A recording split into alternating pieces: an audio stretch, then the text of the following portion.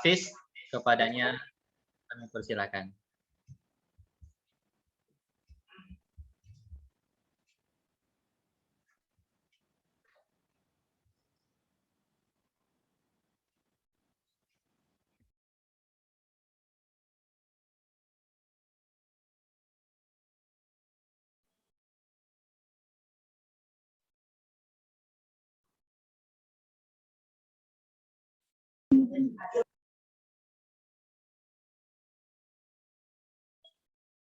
Assalamualaikum warahmatullahi wabarakatuh.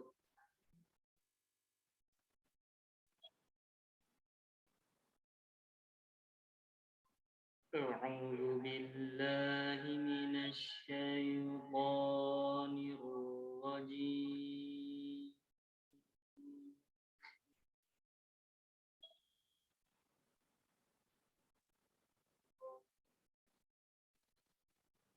Bismillahirrahmanirrahim.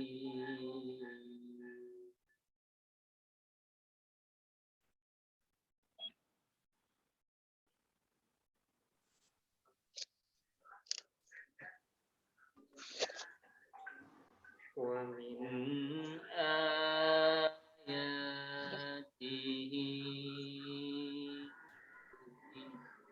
merawat layangan agar tak putus tidurnya.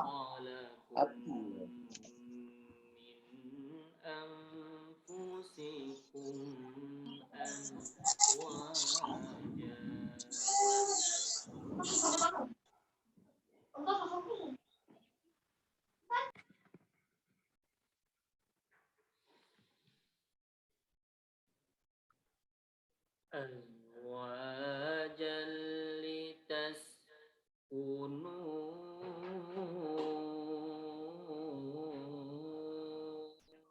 ilaiha wa ja'ala bainakum mawaddatan wa rahmah.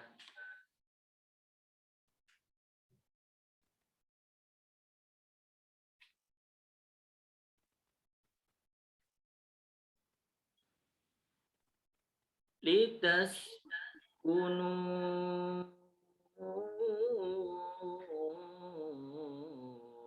ilaiha wa ja'ala bainakum mawaddatan wa rahmah. Inna fi dzalika laayatin liqaumin yatafakkarun.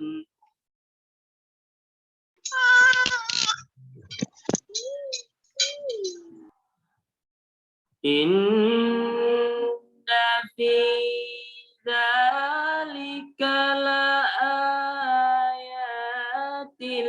liqaumin yatafakkarun.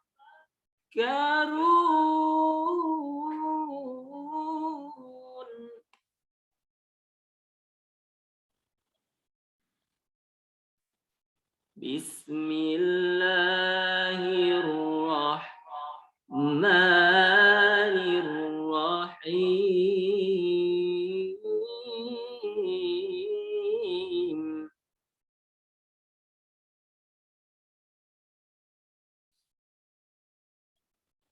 Wa ankihul ayama minkum was-salihina min ibadikum wa imaikum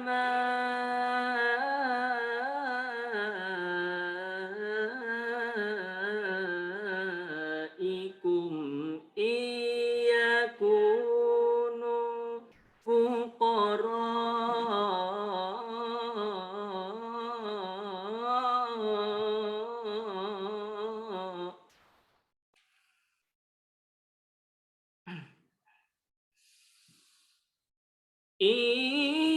takunu fuqara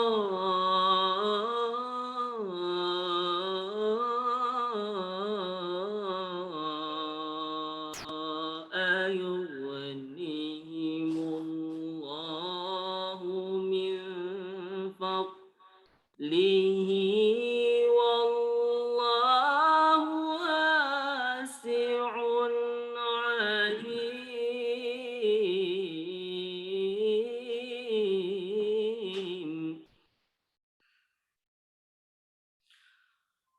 Wallahu wasi'un alim.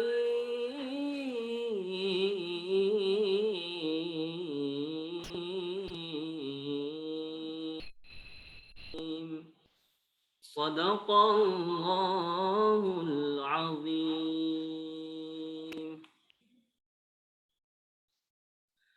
Aku berlindung kepada Allah dari godaan syaitan yang terkutuk dengan menyebut nama Allah yang Maha Pengasih lagi Maha Penyayang.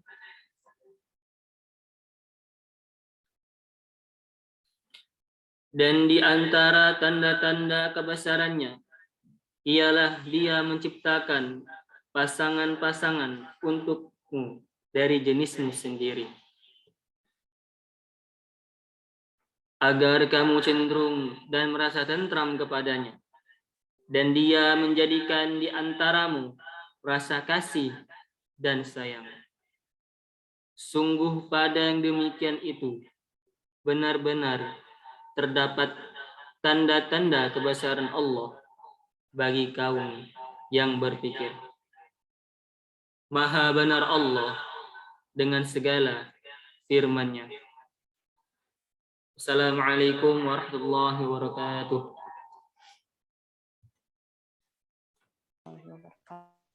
Waalaikumsalam warahmatullahi wabarakatuh. Sadaqallahul azim. Semoga yang mendengar dan membacanya sama-sama dilimpahkan rahmat dari Allah Subhanahu wa taala. Baik, acara selanjutnya yaitu sambutan yang dalam hal ini insya Allah langsung disampaikan oleh Ustadz Haji Salewangan LCMA, yang pada hari ini sudah berkesempatan dengan kita, bergabung dengan kita di Zoom meeting. Dan insya Allah langsung saja kepada Ustadz Salewangan LCMA kami persilahkan.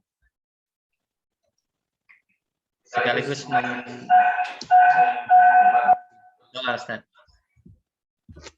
Baik, bismillahirrahmanirrahim. Assalamualaikum warahmatullahi wabarakatuh. Alhamdulillahirabbil alamin, wassalatu wassalamu ala Rasulillah alladzi khalaqal insana wa ja'alahum syu'uban wa qabaila lita'arafu inna akramakum 'indallahi atqakum. Asyhadu an la ilaha illallah wa asyhadu anna Muhammadan abduhu wa rasuluh la nabiyya ba'd. Pertama-tama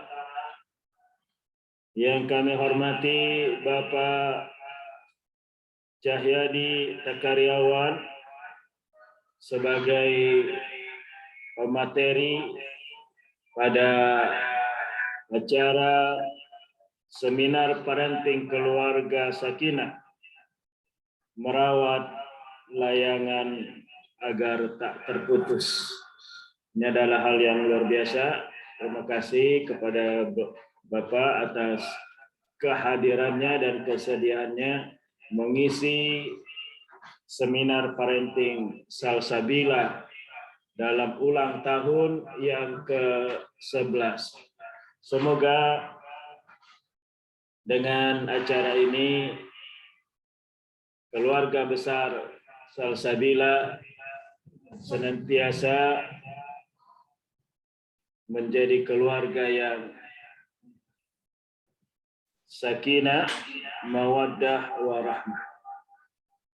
Kemudian tak lupa ucapan terima kasih kepada seluruh kepala sekolah di SID Salsabila, TK, Ibu Tia Nuraini, SPD, SD Bapak Al-Qadri SPD, dan SMP Bapak Ahmad Firdaus Al-Hafiz SPD Al-Hafiz, dan HRD Ibu Ummul Aimana SPD, kemudian seluruh staf, guru, karyawan, dan lainnya juga kami tak lupa mengucapkan terima kasih. Terkhusus kepada Bapak Wali Murid yang telah meluangkan waktunya untuk menghadiri acara ini ataupun mengikuti acara ini. Semoga juga dengan partisipasi kita dalam acara ini, kita dikaruniai oleh Allah Subhanahu wa Ta'ala kebahagiaan dunia dan kebahagiaan akhirat. Karena Allah Subhanahu wa Ta'ala memerintahkan kepada kita, ya ayyuhalladzina amanu qu anfusakum wa ahlikum nara. Hai orang-orang yang beriman, peliharalah dirimu dan keluargamu dari api neraka. Dan kita berharap melalui seminar parenting keluarga sakinah ini, kita dapat merawat rumah tangga kita menjadi keluarga yang dirindukan oleh surga. Jadi bukan lagi kita yang merindukan surga, tapi kita yang dirindukan oleh surga Allah Subhanahu wa Ta'ala dengan terwujudnya hubungan yang baik antara suami, istri, anak, bapak, dan ibu. Jadi sekali lagi ucapan terima kasih untuk semua pihak dan terkhusus kepada Bapak Cahyadi Takaryawan yang sudah menyempatkan waktunya untuk memberikan materi pada seminar ini.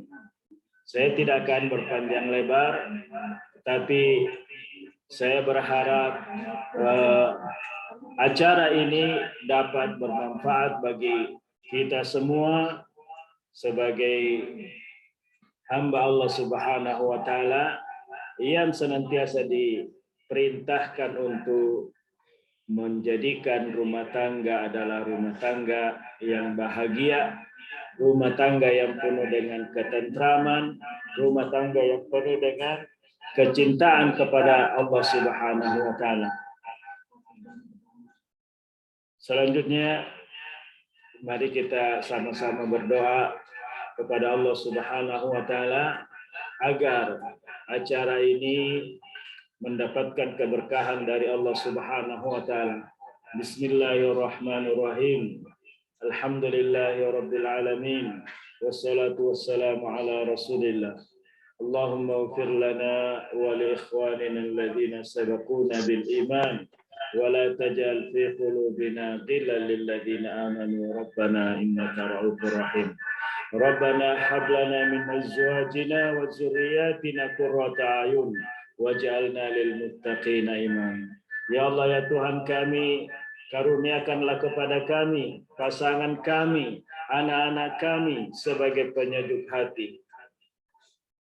Ya Allah, ya Tuhan kami, jadikanlah pasangan kami pasangan yang senantiasa menyejukkan hati kami, menyejukkan pandangan kami, menyejukkan pendengaran kami, menyejukkan hati-hati kami, ya Allah. Ya Allah, ya Tuhan kami, jadikanlah anak-anak kami, anak-anak yang Engkau ridhoi. Ya Allah, ya Tuhan kami, jadikanlah anak-anak kami, anak-anak yang senantiasa taat kepadamu. Ya Allah, ya Tuhan kami, berikanlah kami keluarga sakinah, mawaddah, warahmah, ya Allah.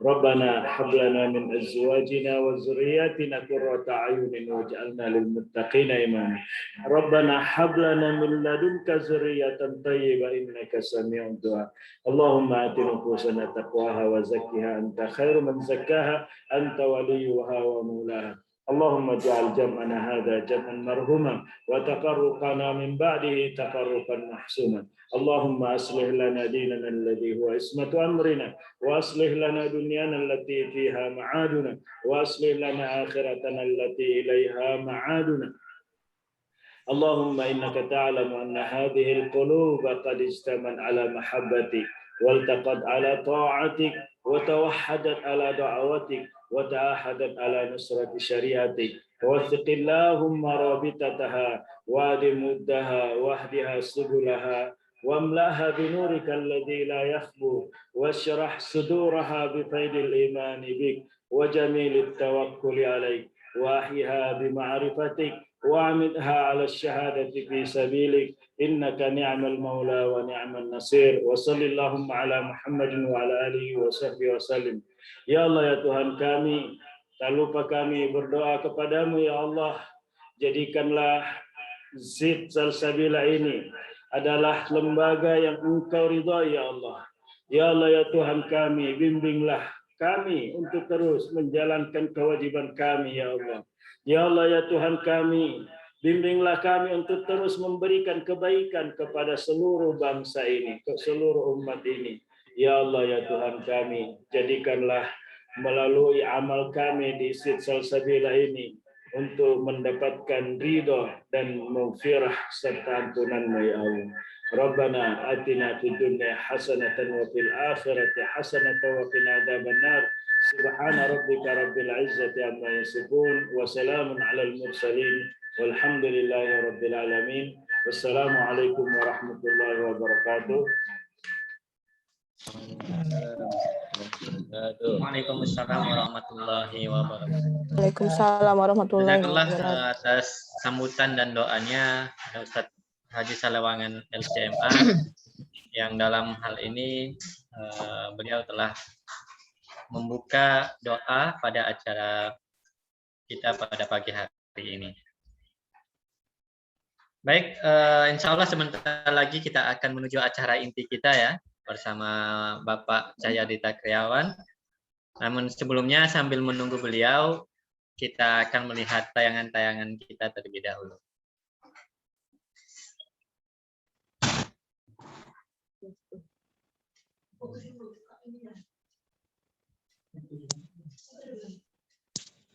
Filenya sudah sharing.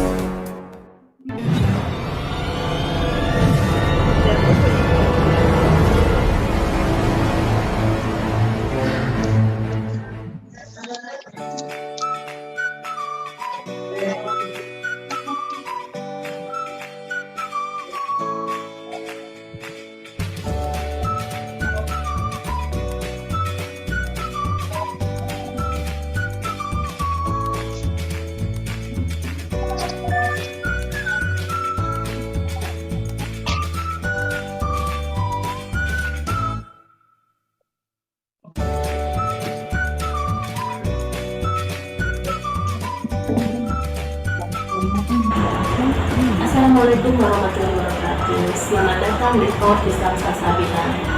Pendidikan anak usia dini adalah jenjang pendidikan sebelum jenjang pendidikan dasar yang ditujukan untuk anak usia 0 sampai 6 tahun. Yang dilakukan melalui pemberian rasanya sehingga membantu pertumbuhan dan perkembangan jasmani dan rohani anak, sehingga anak siap memasuki jenjang pendidikan yang lebih lanjut yang diselenggarakan oleh pendidikan formal, informal, dan pendidikan usia dini sangat penting dalam pembentukan karakter. Pada masa usia dini merupakan masa-masa keemasan, masa-masa golden age dari usia 0 sampai 6 tahun. Pada masa ini anak berkembang 80%.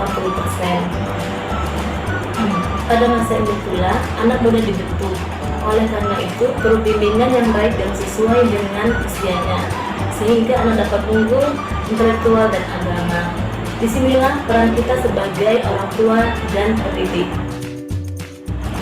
Kami Pondok Islam Salsabila melayani dengan sepenuh hati. Pembelajaran Pondok Islam Salsabila menggunakan kurikulum 13 dan kurikulum tersendiri yang berbasis keagamaan dan karakter. Sedini mungkin anak-anak sudah dilatih membaca Al-Quran dengan metode Usmani, dan anak-anak sudah dilatih untuk tahfiz, surat-surat pendek, doa sehari-hari, bacaan sholat, hadis, dan pengenalan bahasa Arab dan bahasa Inggris.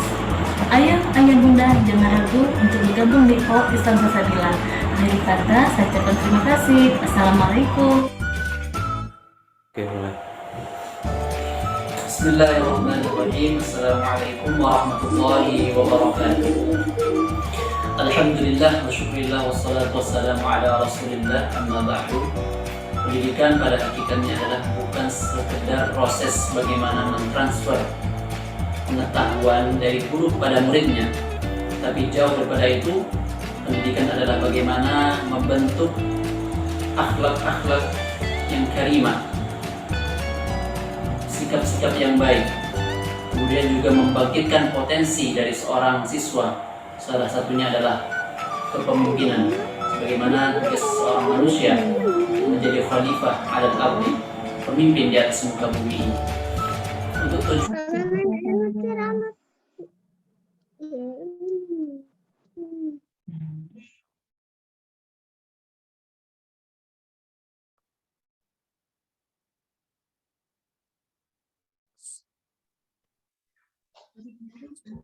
Baik Bapak Bunda, pemateri kita sudah datang ya, insya Allah. Ahlan wa sahlan, Bapak Cahya Aditya Kriawan telah bergabung bersama kita di sini.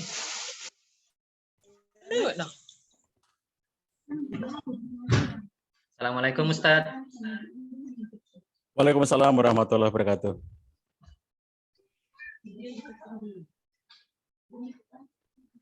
Gimana Ustadz, kita mulai? Ayo, mangga silakan. Baik, sekali lagi bismillahirrahmanirrahim. Assalamualaikum warahmatullahi wabarakatuh. Waalaikumsalam warahmatullahi wabarakatuh. Alhamdulillah, pemateri kita sudah ini bergabung dengan kita. Namun sebelumnya, sebelum pemateri kita mulai, silakan Bapak host kita untuk menampilkan kurikulum PT beliau.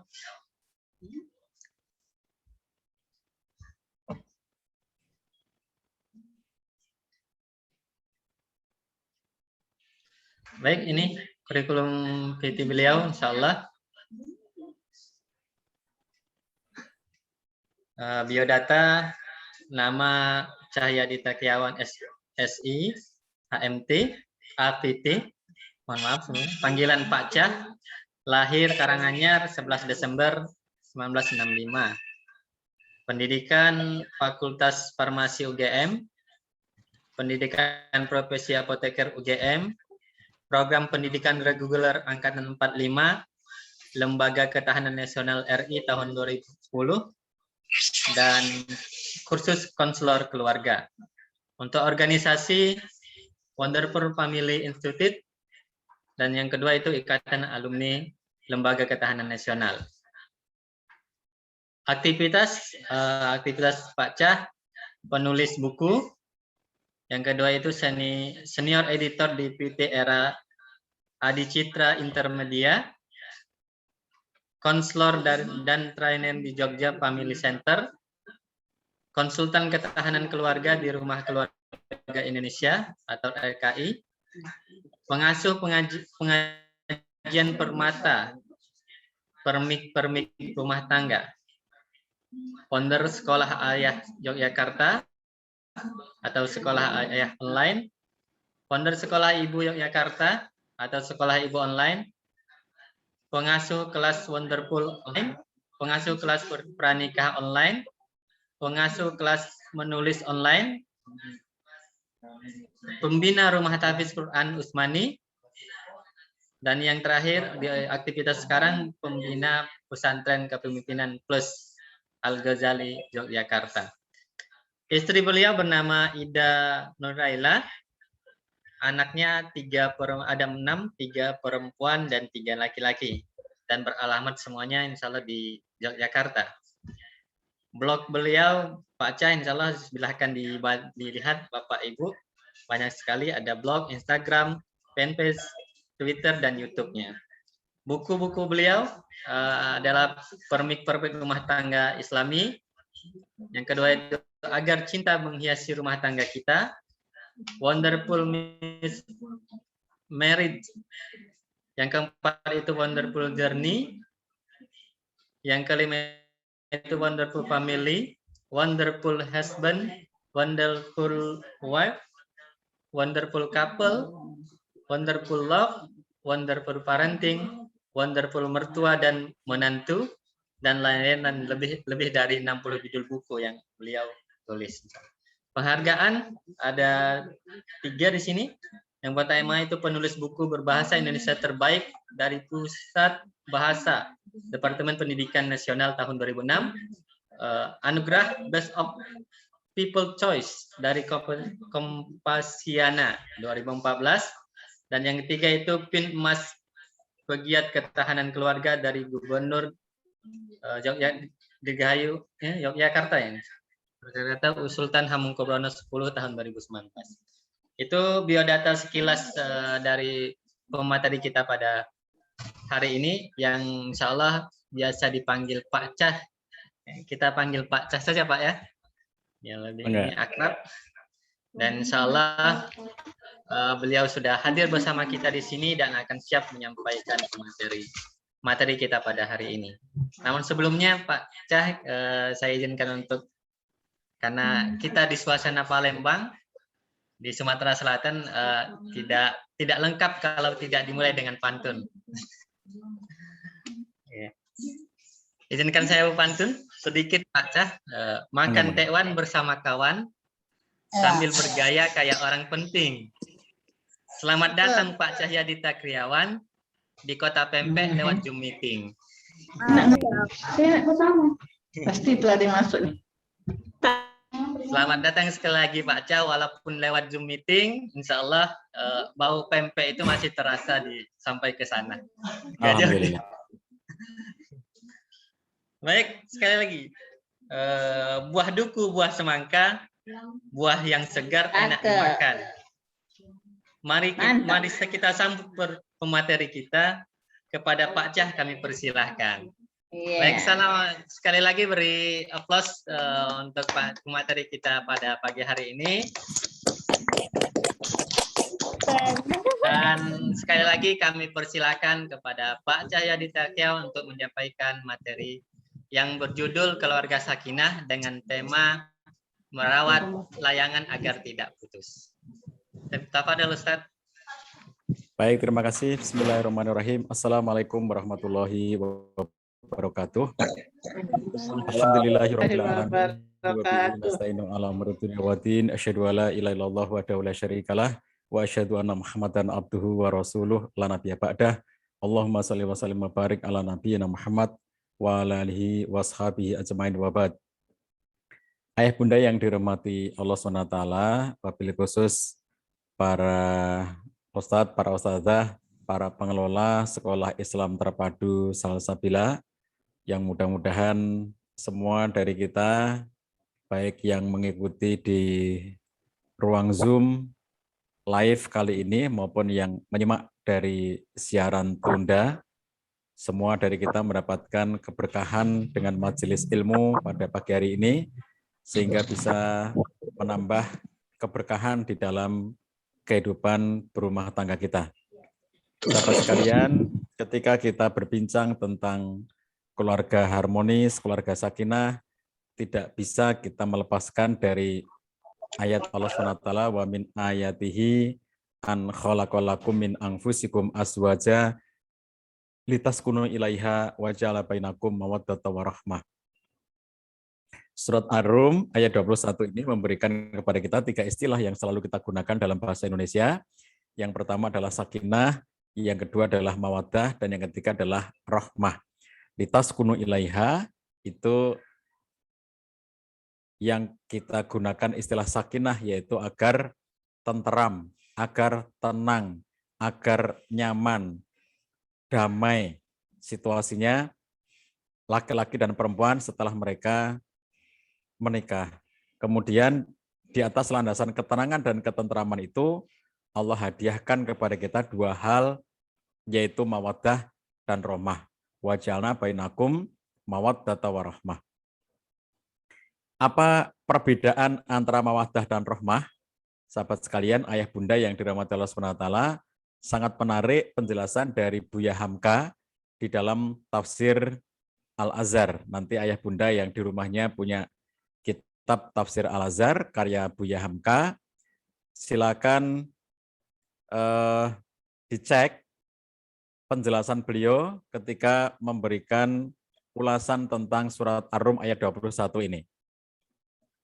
Beliau mengatakan terkait dengan mawaddah dan rahmah ini, sejak dimulai dari litaskunu ilaiha, dari agar tenanglah mereka, kata Buya Hamka, agar tenteramlah kamu kepadanya. Artinya, kata beliau, akan gelisahlah hidup kalau hanya seorang diri karena kesepian, terpencil, dan tidak berteman. Demikian penjelasan beliau. Lalu ditambah lagi penjelasannya oleh Buya Hamka, lalu si laki-laki mencari-cari perempuan sampai dapat, dan si perempuan menunggu si laki-laki sampai datang. Maka hidup pun dipadukanlah jadi satu, karena hanya dengan perpaduan jadi satu itulah akan dapat langsung pembiakan manusia. Ya, itu makna sakinah yang beliau jelaskan. Kemudian mawaddah, kata Buya Hamka, wa ja'alna bainakum mawaddatan wa rahmah, cinta dan kasih sayang akan sendirinya bertumbuh. Pertama, kata beliau, karena sebab positif selalu ingin menemui negatif. Jantan mencari betina dan laki-laki inginkan perempuan, kata beliau. Segala sesuatu selalu mencari imbalannya. Kemudian, cinta dan kasih sayang yang tersebut dalam ayat itu, kata Buya Hamka, dapatlah kita tafsirkan bahwa mawaddah adalah kerinduan seorang laki-laki kepada perempuan dan seorang perempuan kepada laki-laki yang dijadikan Allah sebagai tabiat atau kewajaran dari hidup itu sendiri. Tiap laki-laki yang sehat dan perempuan yang sehat, kata Buya Hamka, senantiasa mencari teman hidup yang disertai keinginan menumpahkan kasih yang disertai kepuasan syahwat, hubungan seksual. Oleh sebab itu, maka tidak ada salahnya, kata Buya Hamka, dalam pandangan ajaran Islam, jika kedua belah pihak, baik suami maupun istri, membersihkan badan, bersolek, berharum-haruman, wangi-wangian, hingga kasih mesra. Mawaddah itu bertambah mendalam dari kedua belah pihak. Lalu rahmah, kata Buya Hamka, sudah nyata bahwa syahwat hubungan seksual itu tidak akan terus-menerus selama hidup. Apabila badan sudah mulai tua, maka syahwat dengan sendirinya mulai mengendur. Tetapi karena hidup bersuami istri itu bukan semata-mata mawaddah, maka bertambah mereka tua, bertambahlah kasih mesra kedua pihaknya bertambah dalam. Itulah dia rahmah. Nah, dari penjelasan ini, sahabat sekalian, kita bisa mendapatkan gambaran apa bedanya mawaddah dengan rahmah menurut penjelasan Buya Hamka dalam tafsir Al-Azhar. Kata Buya Hamka, di waktu badan masih sama-sama kuat dan muda, mawaddah yang lebih tertonjol, lebih dirasakan. Kalau sudah berumur, maka rahmah yang lebih terkemuka, yang lebih dirasakan. Suami dihormati dan istri dihargai, karena pantas untuk dihormati dan dihargai. Orang tua dikhidmati oleh anak-anaknya, anak percaya dan sayang kepada ibu bapaknya, karena ibu bapak tidak pernah kejuran budi oleh anak-anaknya. Nah, jadi ini kalau kita perhatikan penjelasan Buya Hamka ini memberikan penggambaran yang lebih jelas bahwa kalau mawaddah itu umumnya cinta kasih sayang yang dirasakan oleh pengantin baru atau oleh mereka yang berusia muda.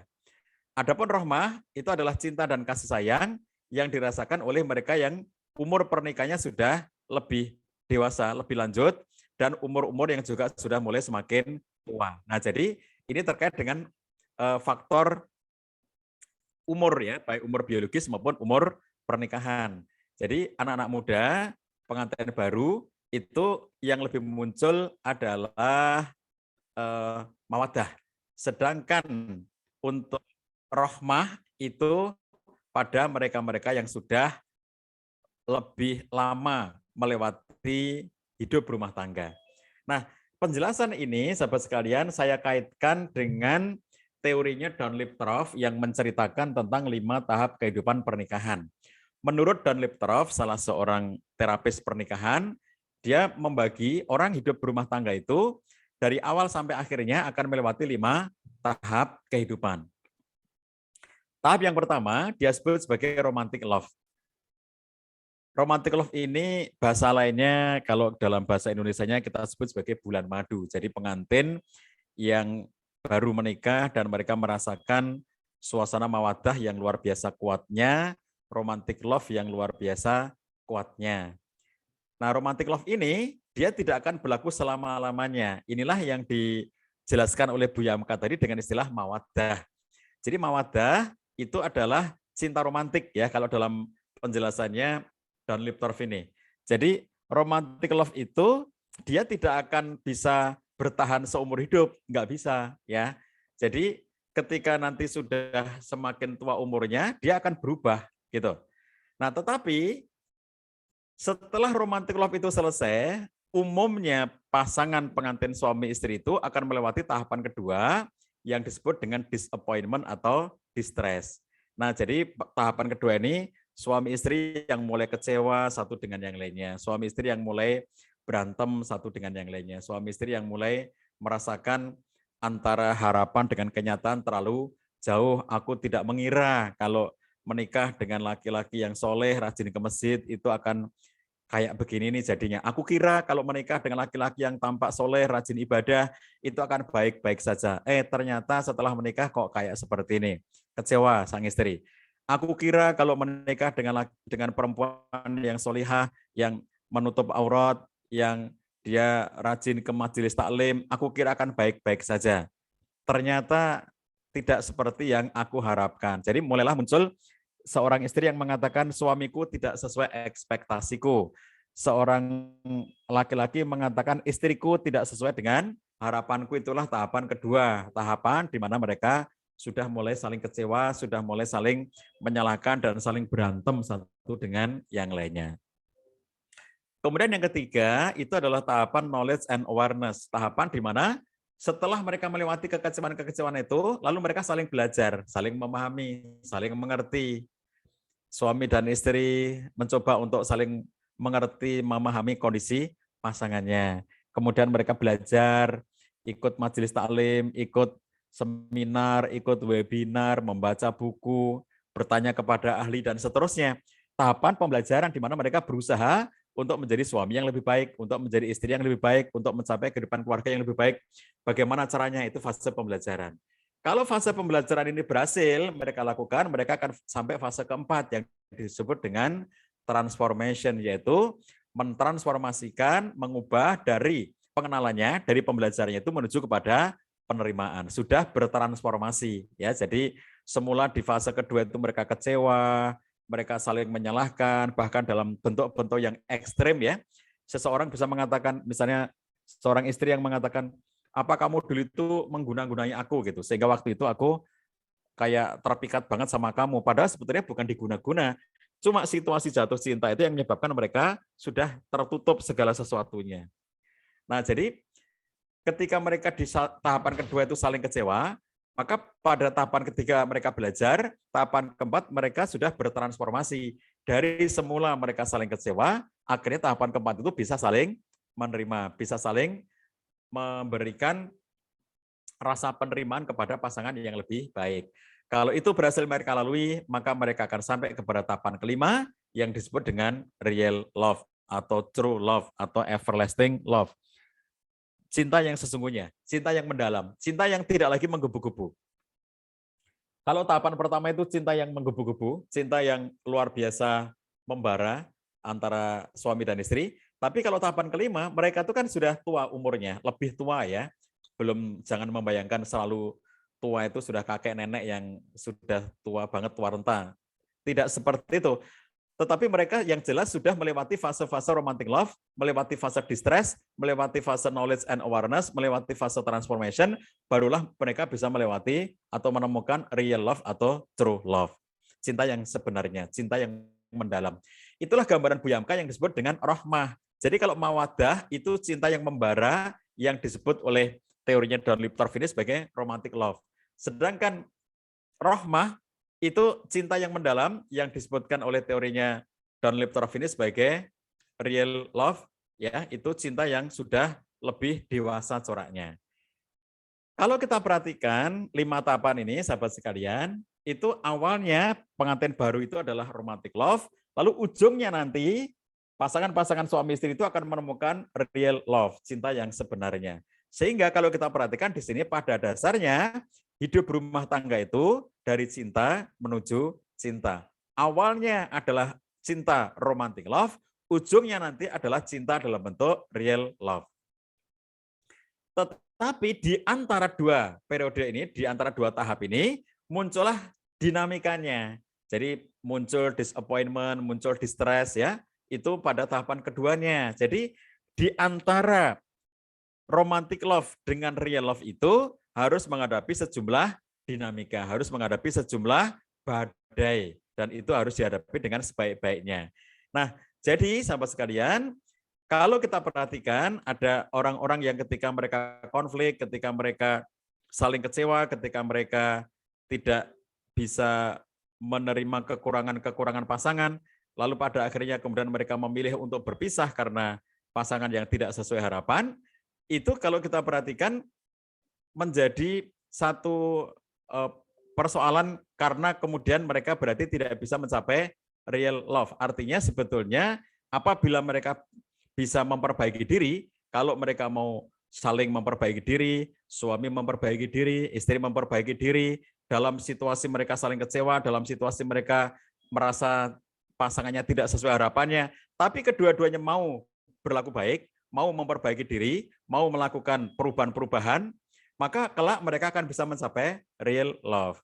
Tetapi kalau memang tidak mau berubah, tidak mau menjadi lebih baik gitu ya, ya tentu itu hanya akan saling menyakiti satu dengan yang lainnya. Mereka akan di tahapan kedua itu sangat lama dan itu tidak nyaman kalau mereka tidak mau berbenah dan tidak mau berlaku baik.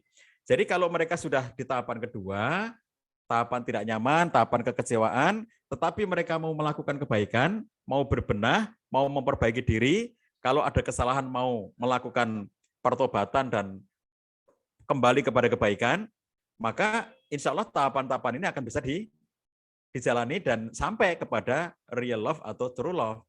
Tapi kalau enggak mau melakukan perubahan, tidak mau melakukan kebaikan, ada orang yang melakukan kesalahan tetapi dia tidak merasa bersalah, ada orang yang melanggar tetapi dia tidak merasa dirinya melanggar, nah tentu tidak akan bisa sampai kepada real love itu. Jadi ini tentu ada sejumlah persyaratan untuk bisa mencapai real love tersebut. Nah, sahabat sekalian, disinilah kalau kita perhatikan dari tema yang dibahas pada kesempatan kali ini, kita menemukan ada kondisi-kondisi yang sebetulnya bisa diantisipasi apabila antara suami dan istri itu bisa saling berkolaborasi dengan positif. Bagaimana di setiap tahapan-tahapan kehidupan pernikahan itu mereka selalu berada dalam situasi kolaborasi. Misalnya pada tahapan pertama romantic love, mereka berkolaborasi bagaimana menikmati kesenangan-kesenangan yang halal yang dihalalkan oleh Allah SWT. Kemudian ketika mereka sudah mulai memasuki tahapan yang kedua, mereka pun harus semakin kuat bergandengan tangan menghadapi setiap rintangan, menghadapi setiap tantangan dalam kehidupan, apapun tantangannya itu. Ini yang ketika saya ditanya ya oleh seorang sahabat, kalau dia membaca teori tentang 5 tahap kehidupan pernikahan ini, dia bertanya, bisakah, kata dia, bisakah kita itu memilih bahwa dari tahapan pertama romantic love itu, kita akan langsung masuk ke tahapan kelima. Tidak usah masuk ke tahapan kedua. Nggak usah masuk ke tahapan yang penuh dinamika itu. Mungkinkah kita lompat gitu, kata teman ini ya, bertanya kepada saya, mungkinkah dari romantic love kita langsung lompat menuju real love? Saya bilang tidak mungkin. Kenapa tidak mungkin? Karena teorinya adalah cinta sejati itu butuh diuji. Ya, jadi teman-teman sekalian, cinta sejati itu butuh diuji. Tidak mungkin Anda mengatakan bahwa Anda mencintai pasangan Anda kalau tidak ada ujiannya. Tidak mungkin seorang suami mengatakan aku sangat mencintai istriku sementara tidak ada ujiannya. Tidak mungkin seorang istri mengatakan bahwa aku sangat mencintai suamiku sementara tidak ada ujiannya. Contohnya misalnya, apakah seorang istri tetap mencintai suaminya ketika suaminya berada dalam situasi terpuruk ekonominya, sangat miskin, tidak mampu mencukupi kebutuhan hidup sehari-hari? Tetapkah dia mencintai ketika mendapatkan ujian seperti itu? Contoh yang lainnya, tetapkah seorang suami itu mencintai istrinya setelah dia berlimpah dengan harta kekayaan? Dia bisa membeli apa saja, dia bisa bersenang-senang dengan siapa saja, dia punya banyak duit untuk memfasilitasi kesenangan-kesenangan dirinya. Bisakah dia tetap setia dan mencintai istrinya di saat dia sudah mulai bergelimang dengan harta benda seperti itu? Contoh yang lainnya, bisakah seorang istri tetap menghormati dan mencintai suaminya ketika misalnya dalam bisnis, dalam penghasilan dia jauh lebih tinggi daripada suaminya? Suaminya bekerja dan hasilnya hanya segitu-gitunya, sementara sang istri mendapatkan kelapangan rezekinya dengan jalan dia mendapatkan banyak penghasilan tiap bulannya. Ketika hasil keuangan yang didapatkan istri itu jauh berlipat-lipat dibanding dengan yang dihasilkan oleh suami, tetapkah dia hormat, tetapkah dia cinta, tetapkah dia setia? Itu yang namanya ujian kehidupan di dalam rumah tangga.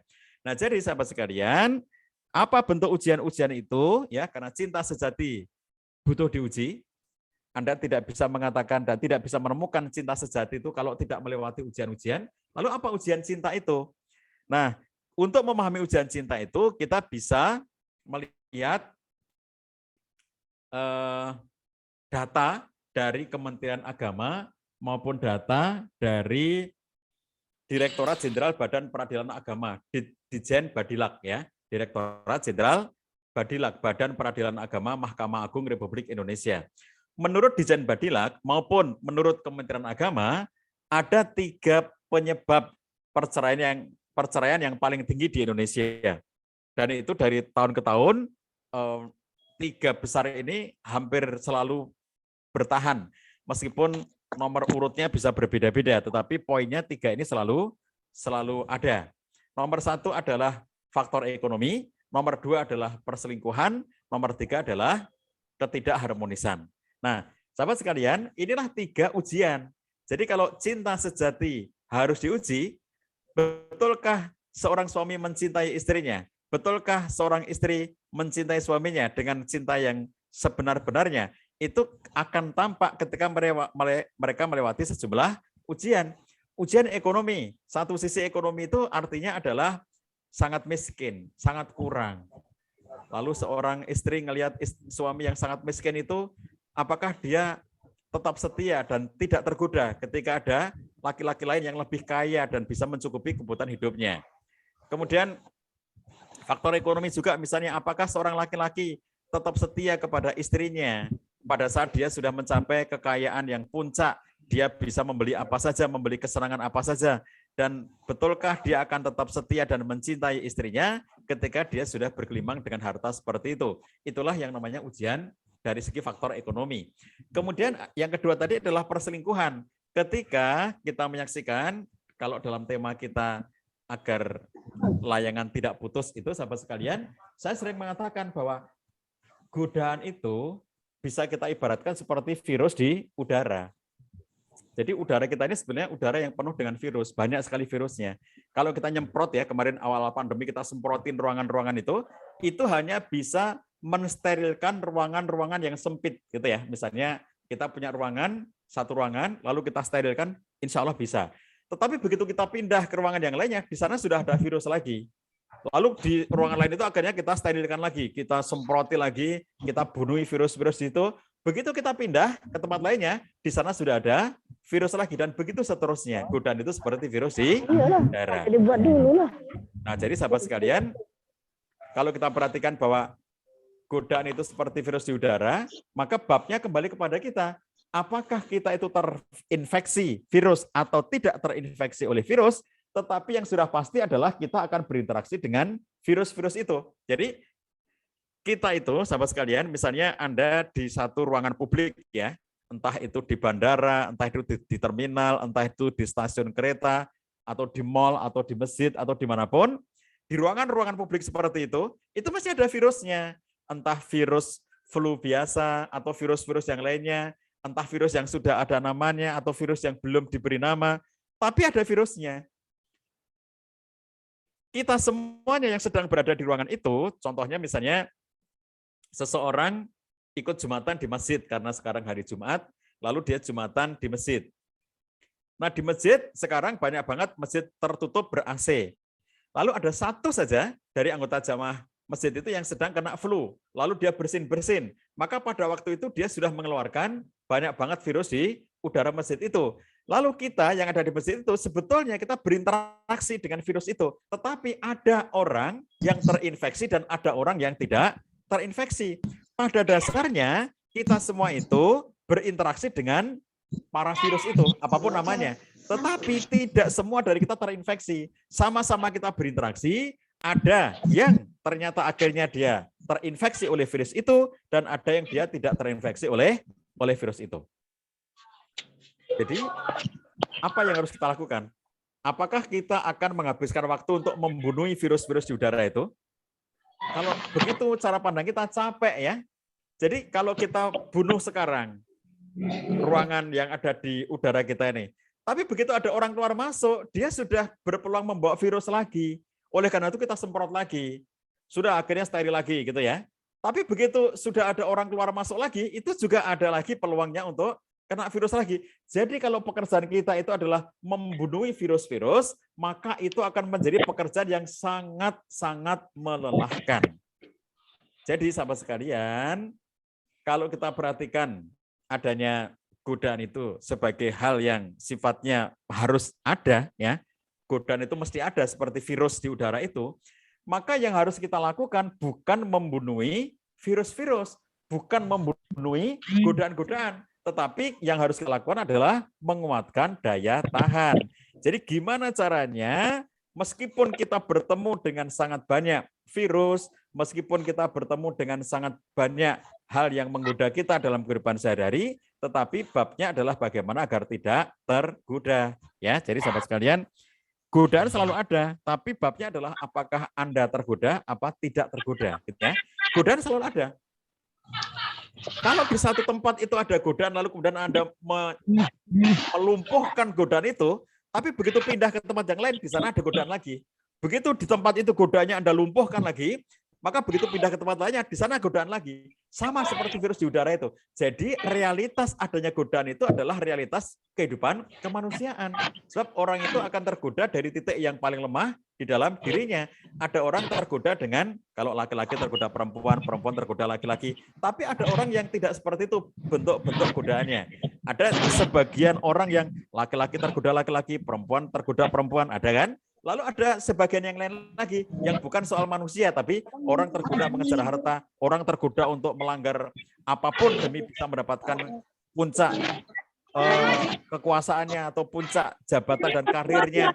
Dia tergoda untuk melakukan apapun meskipun itu melanggar, meskipun itu bertentangan dengan hukum, meskipun itu melakukan hal-hal yang merugikan orang lain. Ada orang yang tergodanya pada level-level seperti itu. Masing-masing kita memiliki level ketergodaan yang berbeda-beda. Nah, dalam konteks kisah Layangan Putus itu yang mudah-mudahan Bapak Ibu semuanya tidak melihat filmnya ya, jangan melihat filmnya, tetapi kemudian kita menjadi hal yang perlu kita pahami, paling tidak ya, kalaupun nggak ngelihat filmnya, saya juga nggak ngelihat, tetapi paling tidak dari sinopsis atau dari kisah-kisah yang ditulis oleh banyak pihak, kita menjadi tahu bahwa sebetulnya kisah Layangan Putus adalah kisah tentang perselingkuhan, kisah tentang hadirnya orang ketiga, kisah tentang hadirnya sebuah godaan. Nah, contoh godaan ya yang ada dalam kisah Layangan Putus itu pun itu adalah kisah tentang seseorang yang juga berinteraksi dengan, kalau istilah virus tadi, seseorang yang berinteraksi dengan virus dan dia terinfeksi ya. bahwa sebetulnya titik interaksi kita dengan siapapun itu adalah titik interaksi yang sangat potensial menghadirkan godaan. Tetapi babnya adalah apakah kita cukup memiliki sejumlah imunitas dalam diri kita untuk tidak terinfeksi, ataukah kita sedang berada pada titik terlemah dari imunitas kehidupan kita yang menyebabkan kita menjadi mudah untuk terinfeksi. Nah, oleh karena itu, sahabat sekalian, kalau tema kita kali ini adalah soal gimana agar layangan tidak putus, nomor satu yang saya sampaikan adalah segera menyadari ketika ada godaan, sadari ini godaan. Ya, jadi kalau kita tidak sadar bahwa itu adalah godaan, maka kita kehilangan kewaspadaan. Nah, begitu kemudian kita memahami itu godaan, maka yang bisa kita lakukan adalah menghindari ketergodaan. Jadi kalau menghindari godaan itu bisa dikatakan hampir mustahil kalau menghindari godaan. Tapi yang bisa kita lakukan adalah menghindari ketergodaan. Jadi seperti tadi gambarannya, menghindari virus itu hampir tidak mungkin.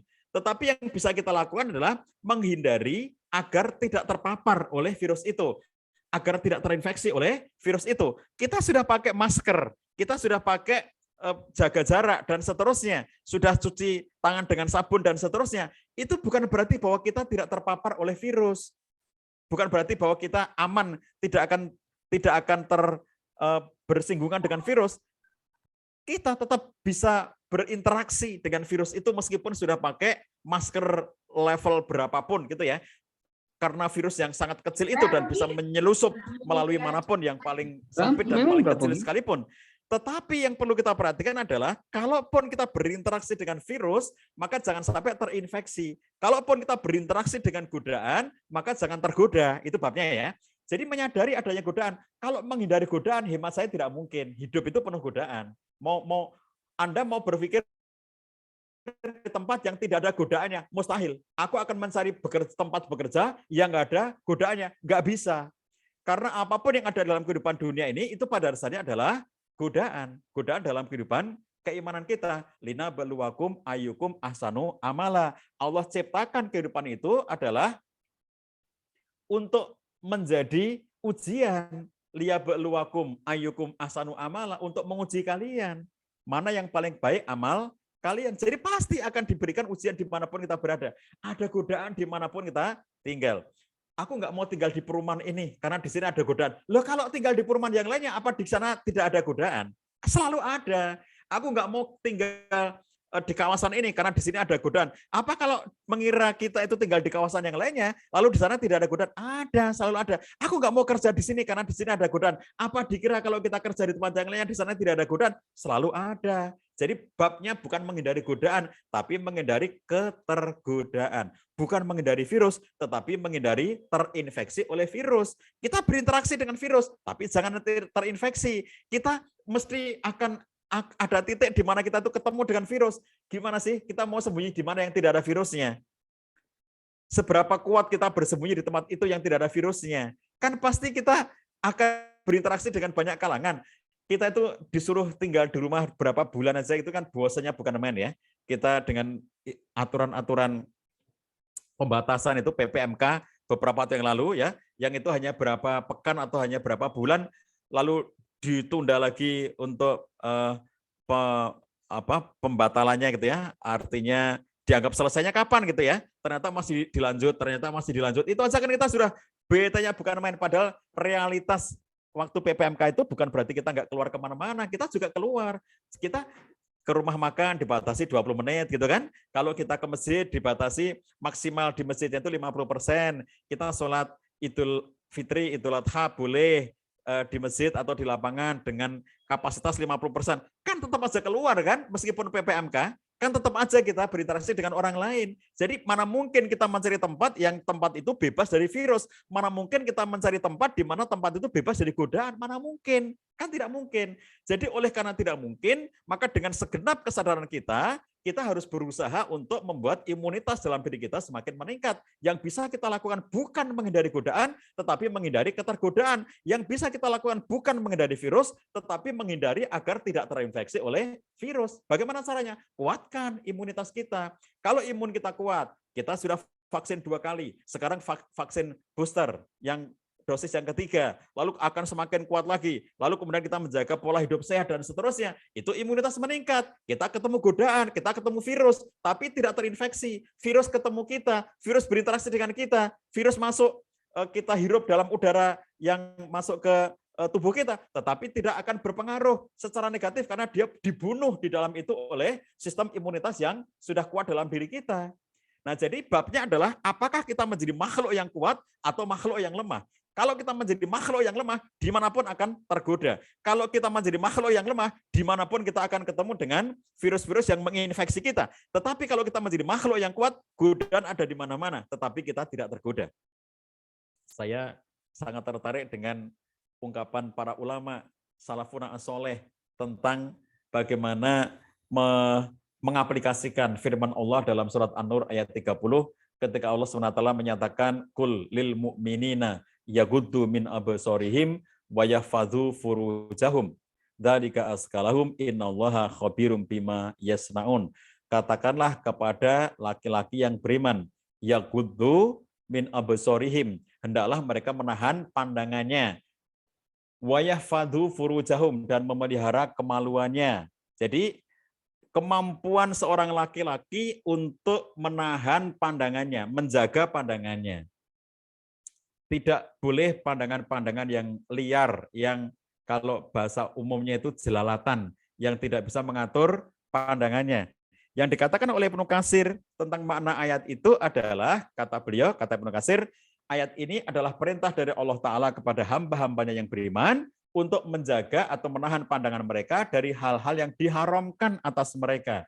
Maka janganlah memandang kecuali memandang kepada hal-hal yang diperbolehkan untuk dipandang. Dan tahanlah pandanganmu dari hal-hal yang diharamkan. Nah, jadi sahabat sekalian, ternyata melihat yang tidak halal baginya, itu yang menjadi salah satu pintu masuk untuk munculnya ketergodaan.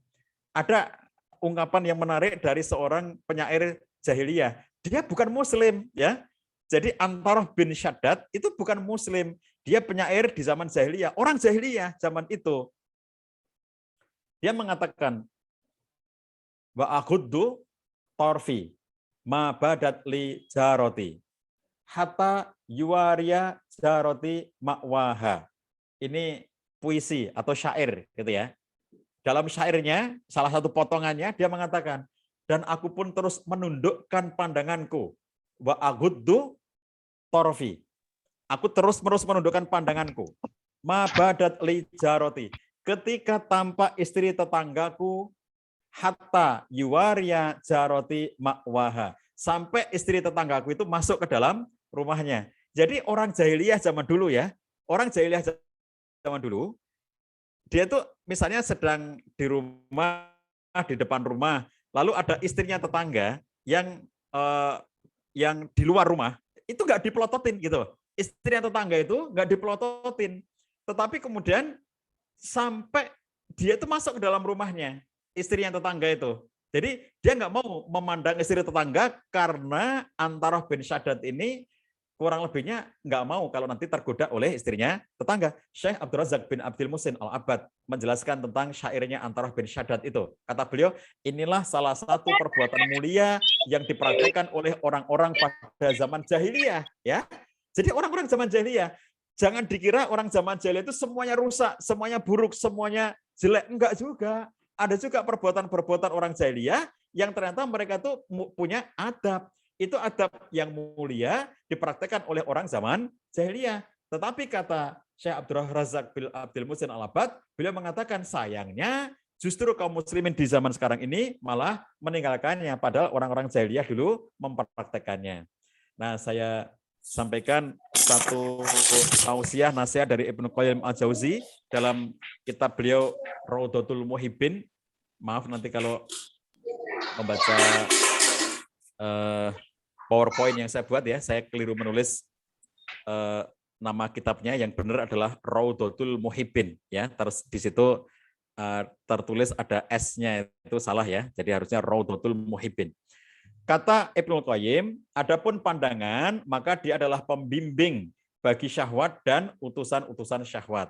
Menjaga pandangan merupakan dasar untuk menjaga kemaluan. Barang siapa yang mengumbar pandangannya, maka dia telah mengantarkan dirinya terjebak dalam tempat-tempat kebinasaan.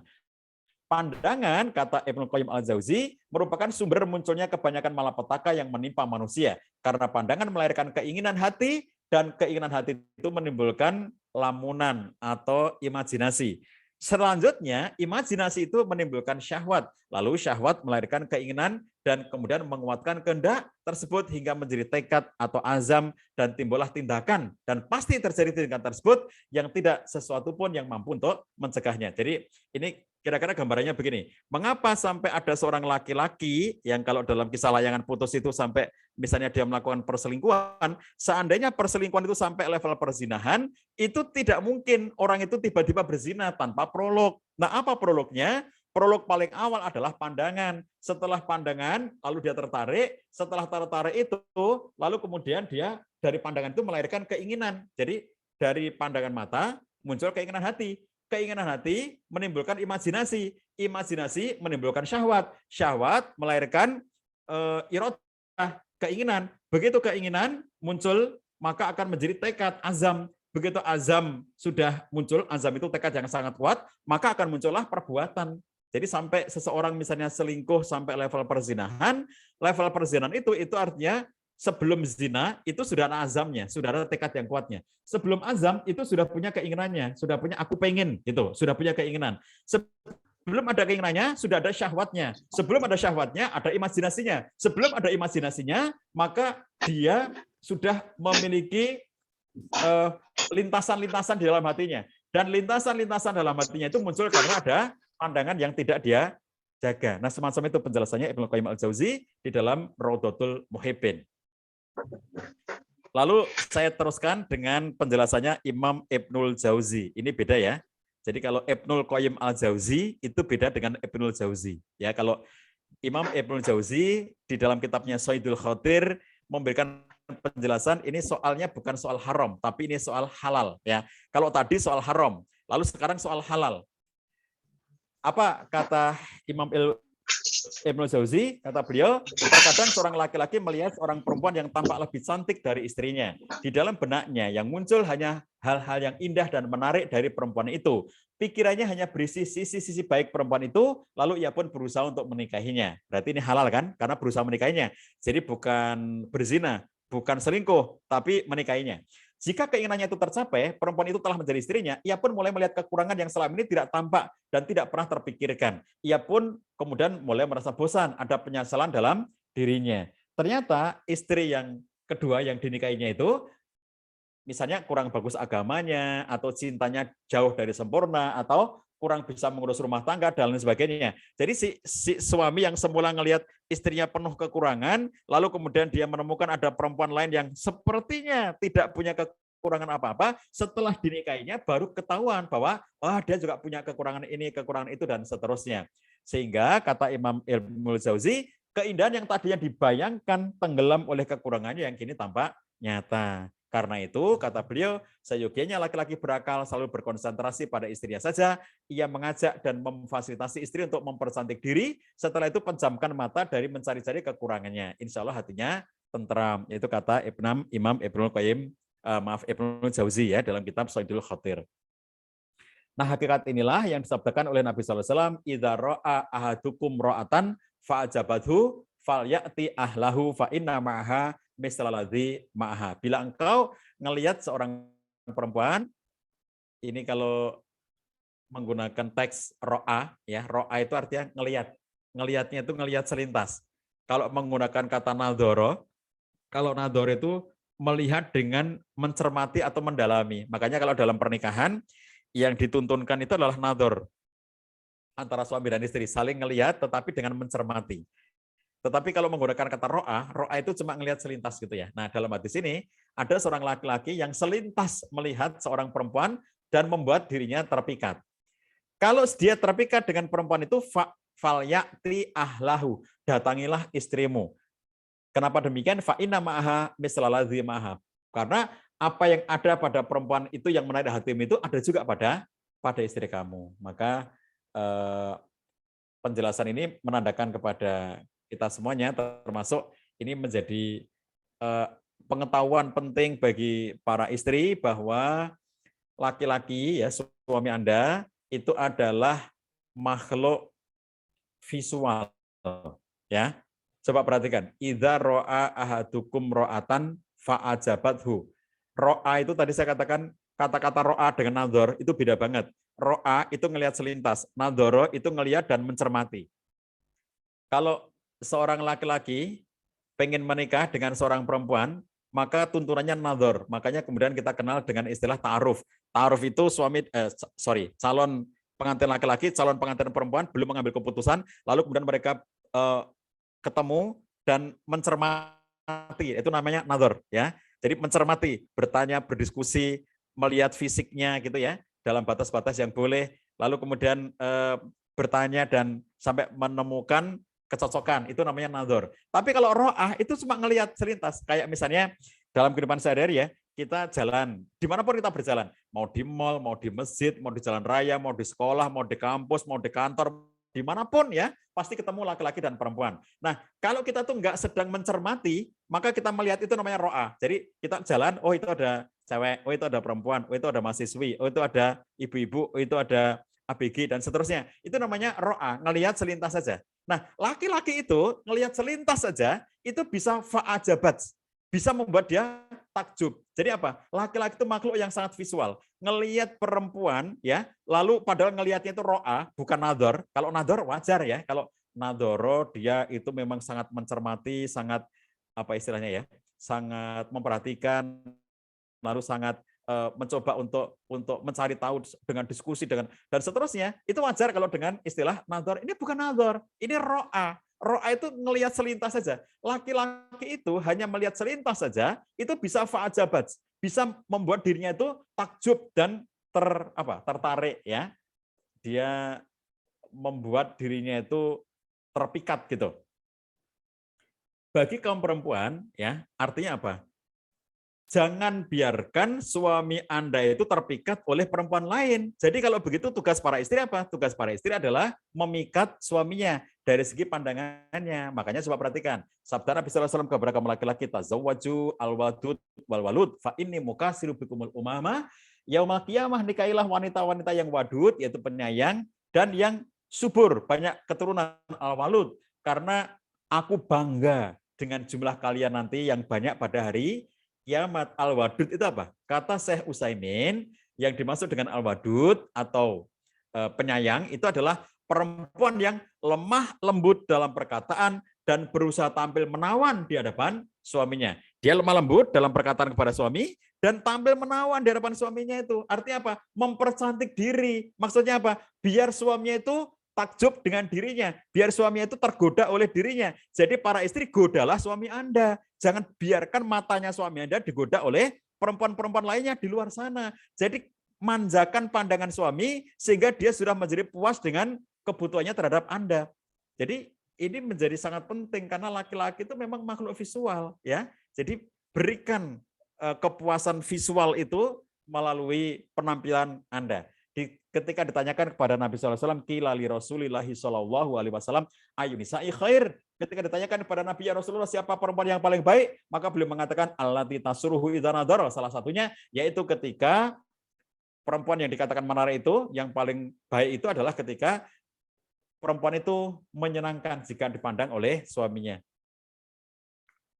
Allati tasruhu idza nadhara. Nah, di sini pakai kata nadhar, bukan pakai kata ro'a. Jadi ketika perempuan itu adalah perempuan solihah itu ya, perempuan baik itu adalah yang paling bisa menyenangkan suaminya apabila suami melihat kepada dirinya. Makanya Imam As-Sindi menjelaskan makna hadis di atas, yaitu wanita yang berpenampilan menawan secara lahiriah dan berakhlak baik secara batiniah. Jadi tampil yang menarik di hadapan suami supaya suaminya itu sudah terpuaskan kebutuhan-kebutuhan visualnya itu dari apa yang ada di rumahnya, tetapi ditambah dengan berakhlak baik secara batiniah, karena tidak mungkin seorang perempuan itu bisa menyenangkan hati suaminya secantik apapun suaminya itu apabila dia tidak memiliki akhlak yang baik. Oke, sahabat sekalian, kalau kita perhatikan dalam kehidupan sehari-hari, saya kira itulah yang harus kita lakukan antara suami dan istri berkolaborasi agar layangan tidak putus, kita jaga sakinah, mawaddah, warohmah ya dalam kehidupan berumah tangga kita. Gimana caranya agar kita dalam kehidupan sehari-hari itu kita bisa mendapatkan satu vaksin ya, satu vaksin yang terbaik, paling cocok untuk kita, paling cocok untuk keluarga kita ya. Jadi apa nih boosternya ya, supaya kemudian di dalam keluarga kita itu kalaupun berinteraksi dengan banyak sekali godaan-godaan itu, kita tidak tergoda. Jadi jangan berpikir bisa menghindari godaan, nggak mungkin ya, dimanapun kita berada akan ketemu dengan godaan, tetapi yang bisa kita lakukan adalah bagaimana caranya agar tidak tergoda. Yang kita hindari adalah ketergodaan, itu yang kita hindari. Kalau godanya selalu ada, tapi jangan tergoda. Ada godaan, tapi nggak tergoda, gitu kan? Jadi nggak mungkin mencari tempat yang nggak ada godanya, mustahil ya. Jadi tingkatkan imunitas sehingga keluarga kita menjadi keluarga yang tetap harmonis, tetap bahagia, tetap utuh, tetap langgeng, meskipun di tengah-tengah berbagai macam godaan baik online maupun offline ya. Godaan offline itu yang di sekitar kita, godaan online itu yang datang melalui Instagram, yang melalui Facebook, yang melalui inbox, yang melalui TikTok, yang melalui email, yang melalui YouTube, yang melalui Twitter dan seterusnya ya. Itu semuanya adalah godaan-godaan yang bisa muncul dalam kehidupan sehari-hari kita, online maupun offline. Kita nggak mungkin menghindari godaan, tapi kita bisa menghindari ketergodaan. Nggak mungkin menghindari virus, tapi bisa menghindari agar tidak terinfeksi oleh virus. Begitu, mudah-mudahan Allah kuatkan kita semuanya. Kita teruskan dengan diskusi. Saya kembalikan pada pembawa acara. Billahi taufik wal hidayah. Wassalamualaikum warahmatullahi wabarakatuh. Waalaikumsalam warahmatullahi wabarakatuh. Baiklah kepada Pak Cah materinya pada pagi hari ini. Insya Allah kita lanjut ke diskusi ya, karena mungkin lebih menariknya lagi, lebih dekatnya lagi kita diskusi langsung dengan Pak Cahnya. Insya Allah kita buka sesi pertama itu satu penanya langsung. Silakan dibuka mikrofonnya. Mohon panitia segera dicek atas nama siapa. Secara langsung yang pertama, boleh? Ya, Ibu. Ibu Mei Piriana ya? Iya. Ya, tepat Bu. Silakan Bu. Assalamualaikum warahmatullahi wabarakatuh. Saya Mei Piriana. Waalaikumsalam. Wali kelas dari Rahman Adli ya, kelas 8 Ibnu Batita. Yang ingin saya tanyakan kepada Bapak di Takayawan, tadi kan ada penjelasan tentang cinta itu ya Ustaz ya. Nah di situ dijelaskan bahwasanya setiap Bu, suaranya dikuatkan sedikit Bu, karena tertutup oleh suara anaknya. Ya, jadi yang ingin saya tanyakan bagaimana dari dari sisi agamanya gitu ya, supaya kita dapat melalui tahapan dari cinta yang dijelaskan tadi gitu Ustaz. Dari maksudnya dari segi agama ya gitu, dari kalau di sini agama Islam gitu. Nah itu formulanya tuh apa Ustaz yang bisa misalnya kita bisa kita terima dengan mudah dan sederhana gitu, bisa kita amalkan gitu dalam kehidupan kita berumah tangga. Mungkin itu aja pertanyaan kami. Wassalamualaikum warahmatullahi wabarakatuh. Waalaikumsalam warahmatullahi wabarakatuh. Mungkin saya ulangi sedikit pertanyaannya Bu ya. Ini bagaimana cara menemukan formula yang mudah untuk mencapai keluarga sakinah itu tadi? Kalau nggak salah. Iya, Ustaz, seperti itu. Kepada Ustaz Pak Cah. Baik, sahabat sekalian, ayah bunda yang dirahmati Allah SWT, kalau dalam perspektif agama malah gampang ya. Yang sulit itu kalau bukan perspektif agama. Jadi segala hidup kita itu menjadi mudah karena perspektif agama itu yang paling. Kalau ditanyakan misalnya bagaimana menciptakan keluarga harmonis, kalau di luar perspektif agama, lihat yang rumit. Tapi kalau dalam perspektif agama, lihat yang paling mudah ya. Gimana paling mudah itu? Ikuti aja contoh-contoh dari Nabi SAW dalam membangun rumah tangga. Itu akan tercapai. Bagaimana Nabi sallallahu alaihi wasallam itu ya, everlasting love-nya kepada Khadijah radhiyallahu anha, sampai beliau mengatakan, wa ini qad ruziktu hubbaha. Khadijah sudah meninggal, Khadijah sudah nggak ada. Tapi Nabi mengatakan, wa ini qad ruziktu hubbaha. Itu dideklar oleh beliau. Jadi seandainya ini kalau diibaratkan dalam konteks orang sekarang itu ya, itu kira-kira itu seandainya diibaratkan dengan orang sekarang, itu Nabi itu menyampaikan, misalnya kalau kayak kita sekarang punya medsos gitu ya, itu kita ngomong di medsos. Aku sangat bersyukur bahwa Allah itu memberikan rezeki kepada aku, memberikan karunia kepada aku berupa aku mencintai istriku.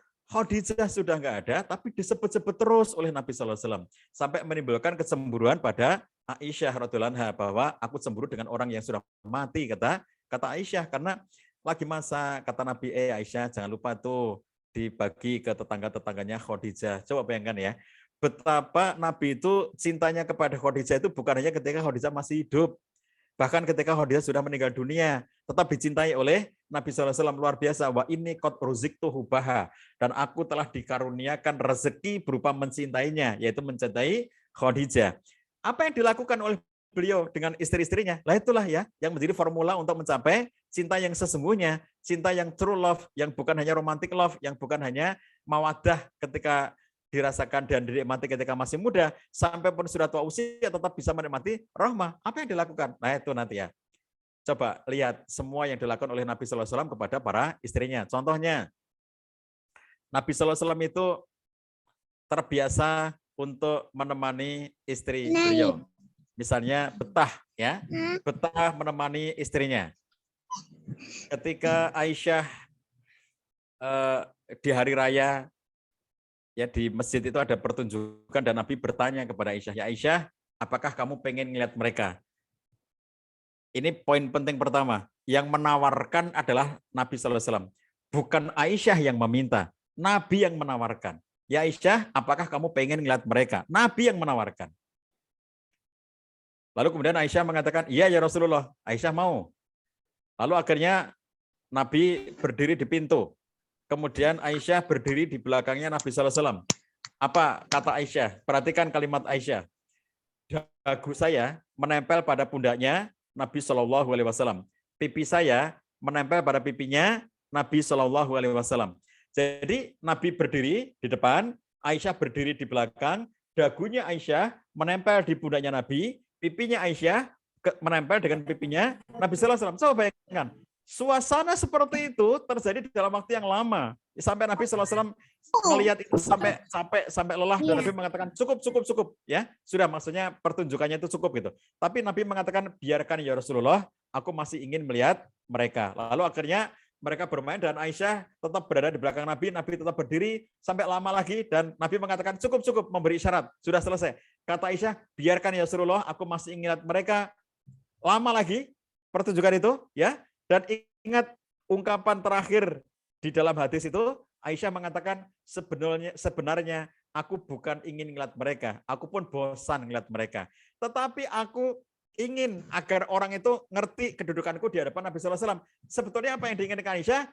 Dia lebih happy dengan suasananya itu, bukan happy karena nonton pertunjukannya. Nggak ada soal apakah ada pertunjukan apa tidak ada pertunjukan, tetapi bahwa dia bisa berduaan menikmati kebersamaan dengan Nabi sallallahu alaihi wasallam. Nabi pun coba perhatikan betapa betahnya Nabi sallallahu alaihi wasallam ketika menemani Aisyah.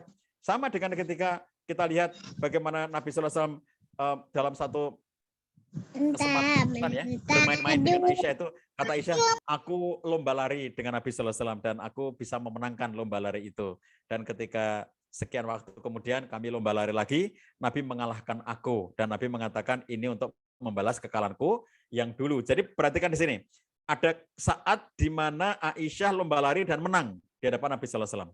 Lalu ada saat di mana kemudian Nabi yang memenangkan pertandingan itu. Ini jangan dibandingin pertandingan tingkat apa gitu ya, tingkat RT, tingkat kecamatan, tingkat apa, bukan soal itu, tapi ini permainan antara suami dan istri.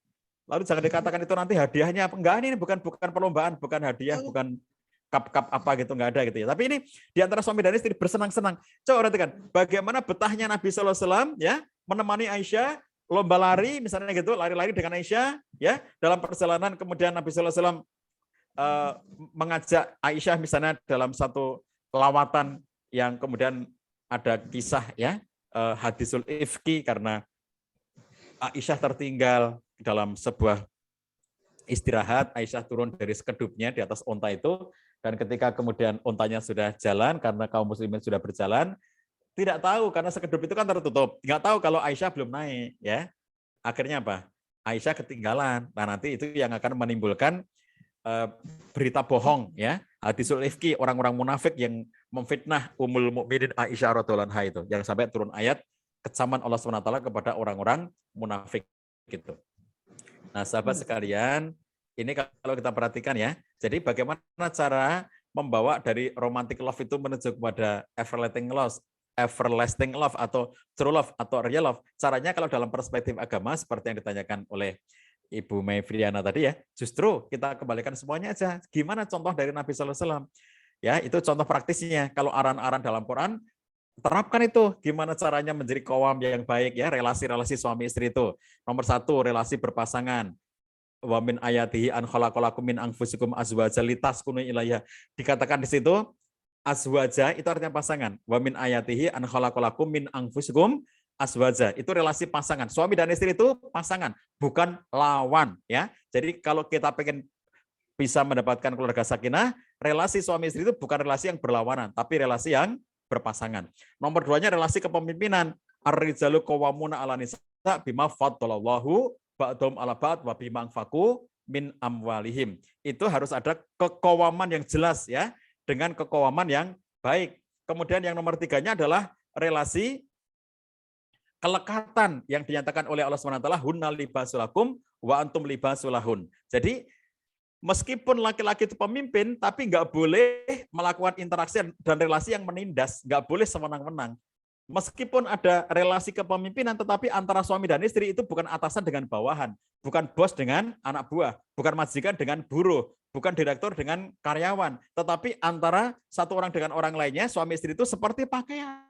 Ya, itu relasi kelekatan. Nomor 4-nya adalah relasi yang melegakan. Wa ashiruhunna bil ma'ruf fa in karitumuhunna fa asan takrahu syai'a wa yaj'alallahu fihi khairan katsira. Jadi interaksi yang melegakan, yang tidak menyusahkan, yang tidak menyempitkan, yang membuat istri menjadi nyaman. Lalu yang kelima adalah interaksi-interaksi kesenangan yang halal, yaitu nisaukum harsulakum fa'tu harsakum anasyitum. Saling menikmati kesenangan yang halal antara suami dan istri itu. Nah itu ya, kalau ditanyakan dalam perspektif agama, malah lebih mudah jawabannya gitu ya. Kita akan lebih sulit untuk menjawab apabila perspektifnya bukan agama. Demikian, maka kalau ada yang lainnya. Baik, jazakallah Pak Cah atas jawaban dari pertama tadi. Insya Allah kalau menurut sesuai dengan agama kita sebagai Muslim, cukup kita contoh keteladanan Rasulullah ya, Ustaz. Mungkin selanjutnya pertanyaan yang kedua, Bapak Happy, mungkin dari Bapak-Bapak dulu. Silakan Bapak Happy untuk menanyakan pertanyaannya secara langsung. Oke, terima kasih Pak Qudri. Assalamualaikum warahmatullahi wabarakatuh. Waalaikumsalam warahmatullahi wabarakatuh. Ali, orang tua dari Muhammad Aruni Hapni kelas 8. Sangat menarik Pak. Cuman yang ingin saya tanyakan mengenai ketergodaan tadi Pak. Tentu karena kita situasinya sama-sama bekerja nih, tentu banyak sekali ketergodaan tersebut. Yang ingin saya tanyakan mungkin dalam kesempatan ini dengan Pak Jayadi, upaya atau hal apa yang pertama-tama harus kita perbuat kalau menghadapi godaan-godaan tersebut. Tentu secara real Pak, ketergodaan tersebut kan. Karena seperti yang Bapak sampaikan tadi, ya kita tidak mungkin menghindari atau menjauh dari ketergodaan tersebut. Sekali lagi kami ingin menanyakan mengenai hal apa yang pertama yang harus kita lakukan kalau kita menghadapi godaan tadi, Pak. Oke. Terima kasih Pak Qadri dan Silakan, Pak Mas Yad, Ugi. Bapak Ibu sekalian. Itu saja. Baik, terima kasih Pak Happy. Ada 2 pertanyaan ya tadi. Yang pertama untuk bagaimana menghindari ketergodaan tadi. Yang kedua, sikap kita terhadap ketergodaan tadi bagaimana. Oke. Tafadhol Pak Cah, segera disampaikan jawabannya. Oh, mungkin boleh sekalian itu tadi ada Umi bundanya Fauzan ya, tadi juga sudah angkat tangan. Maka kalau mau sekalian menanyakan, kita tampung sekalian. Boleh Umi.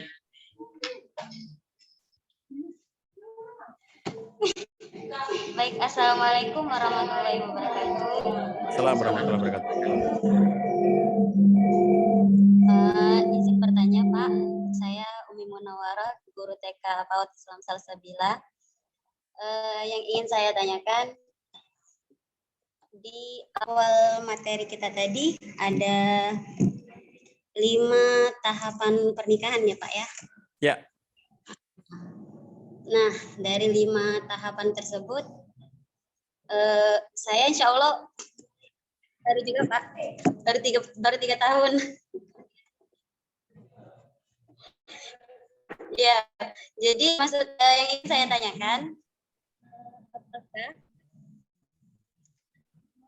5 tahapan tersebut berapa jangka waktunya gitu? Oke. Adakah jangka waktunya dari tahapan romantic love itu berapa tahun? Terus untuk menghadapi tahapan berikutnya itu berapa tahun gitu Pak? Oke, ya. Baik, Ya, terima kasih. teman-teman sekalian. Oke, assalamualaikum. Yang pertama tadi untuk Pak Happy dan juga teman-teman semuanya yang dirahmati Allah SWT. Jadi kalau kayak kita ibaratkan dengan virus tadi ya, yang kita perlukan kan vaksin ya. Vaksin itu supaya kemudian kita bisa kebal dalam diri kita. Tapi selain vaksin, kita kan juga menjaga prokes kan. Contohnya misalnya pakai masker, kemudian physical distancing ya, menjaga jarak. Itu kan bagian-bagian dari upaya itu. Nah, kita juga demikian dengan dalam konteks godaan itu. Kita tahu kok ada banyak godaan, misalnya dalam interaksi di kantor ya, Bapak Ibu ada laki ada perempuan di kantor itu gitu ya, Anda bahkan dalam satu ruangan ada laki ada perempuan gitu. Itu kan sebetulnya potensi-potensi ketergodaan. Nah, oleh karena itu tetap saja bahwa istilah pakai masker itu artinya apa? Kalau dalam bahasa agama menundukkan pandangan. Kalau kemudian physical distancing juga demikian ya. Itu juga kita harus bisa menjaga jarak yang aman supaya kemudian tidak menimbulkan semakin mudah untuk terinfeksi itu. Jadi ada usaha-usaha kita sendiri nomor satunya untuk kita menyadari agar kita bisa tidak tergoda. Itu nomor satu dari setiap kita, baik laki-laki maupun perempuan. Nomor duanya adalah kita semakin menguatkan kedekatan dengan pasangan. Jadi problemnya begini teman-teman sekalian, ketika kalau dalam kehidupan sehari-hari itu ya, itu seseorang yang pasangan suami istri itu mulai kehilangan yang disebut sebagai kohesi. Ketika pasangan suami dan istri itu kehilangan kohesi, kohesi itu apa? Kohesi itu didefinisikan oleh Profesor Olson sebagai emotional closeness, ya, kelekatan emosional. Ketika suami dan istri itu mulai kehilangan kehangatan emosional, kehilangan kelekatan emosional, maka dirinya itu akan mudah mendapatkan kelekatan kepada yang lainnya, mendapatkan kehangatan emosional pada yang lainnya. Seorang suami yang kehilangan kehangatan emosional dengan istrinya, mudah mendapatkan kehangatan emosional dari perempuan lainnya. Seorang istri yang kehilangan kelekatan emosional dengan suaminya, mudah untuk mendapatkan kehangatan emosional dengan laki-laki yang lainnya. Jadi babnya adalah gimana caranya agar kita bisa menjaga kehangatan emosional antara suami dan istri. Itu butuh kolaborasi ya, butuh sinergi antara suami dan istri agar mereka bisa menghasilkan kehangatan emosional di antara mereka. Jangan sampai kehangatan emosional suami istri itu hilang. Kalau kehangatan emosional suami dan istri itu hilang, maka mereka mudah masing-masingnya itu, suaminya mudah mendapatkan kehangatan emosional dari perempuan lain, istrinya mudah mendapatkan kehangatan emosional dari laki-laki lain. Itu akan sama terjadi seperti itu. Maka dalam perspektif ini, di antara hal yang harus dilakukan bagaimana agar menghindari ketergodaan adalah dengan jalan membuat imunitas keluarga ini menguat. Dengan apa? Dengan menciptakan kehangatan emosional yang semakin kuat antara suami dan istri. Begitu mereka malah menjauh, ya, di saat kehangatan emosional itu mulai tidak ada di antara suami dan istri, malah makin jauh. Suami makin menjauh dari istri makin menjauh dari suami. Dampaknya semakin tidak ada kehangatan emosional itu. Kalau semakin tidak ada kehangatan emosional antara suami dan istri, maka suami mudah mendapatkan kehangatan emosional dari perempuan lainnya, dan istri juga mudah mendapatkan kehangatan emosional dari laki-laki lainnya. Nah, rusak kehidupan rumah tangga kalau suami dan istri dua-duanya hilang kehangatan dan hilang kehangatan emosional di antara mereka, dan malah mendapatkannya dari orang-orang lain. Jadi kalau menggunakan bahasa cintanya Gary Chapman, maka kalau suami itu terpenuhi tangki cintanya oleh istri, maka dia tidak akan mudah tergoda karena itu vaksin. Kalau seorang istri terpenuhi tangki cintanya oleh suami, dia tidak mudah tergoda oleh laki-laki lain karena itu vaksin. Jadi memenuhi tangki cinta pasangan itu vaksin, ya, sehingga dia sudah akan bisa kebal, ya, tidak akan mudah tergoda oleh godaan-godaan di luar sana karena sudah mendapatkan hak-hak pemenuhan kebutuhan tangki cintanya itu oleh pasangannya. Nah, itu kolaborasi tadi saya katakan, ya, kolaborasi antara suami dan istri agar sang suami bisa memenuhi tangki cinta istri.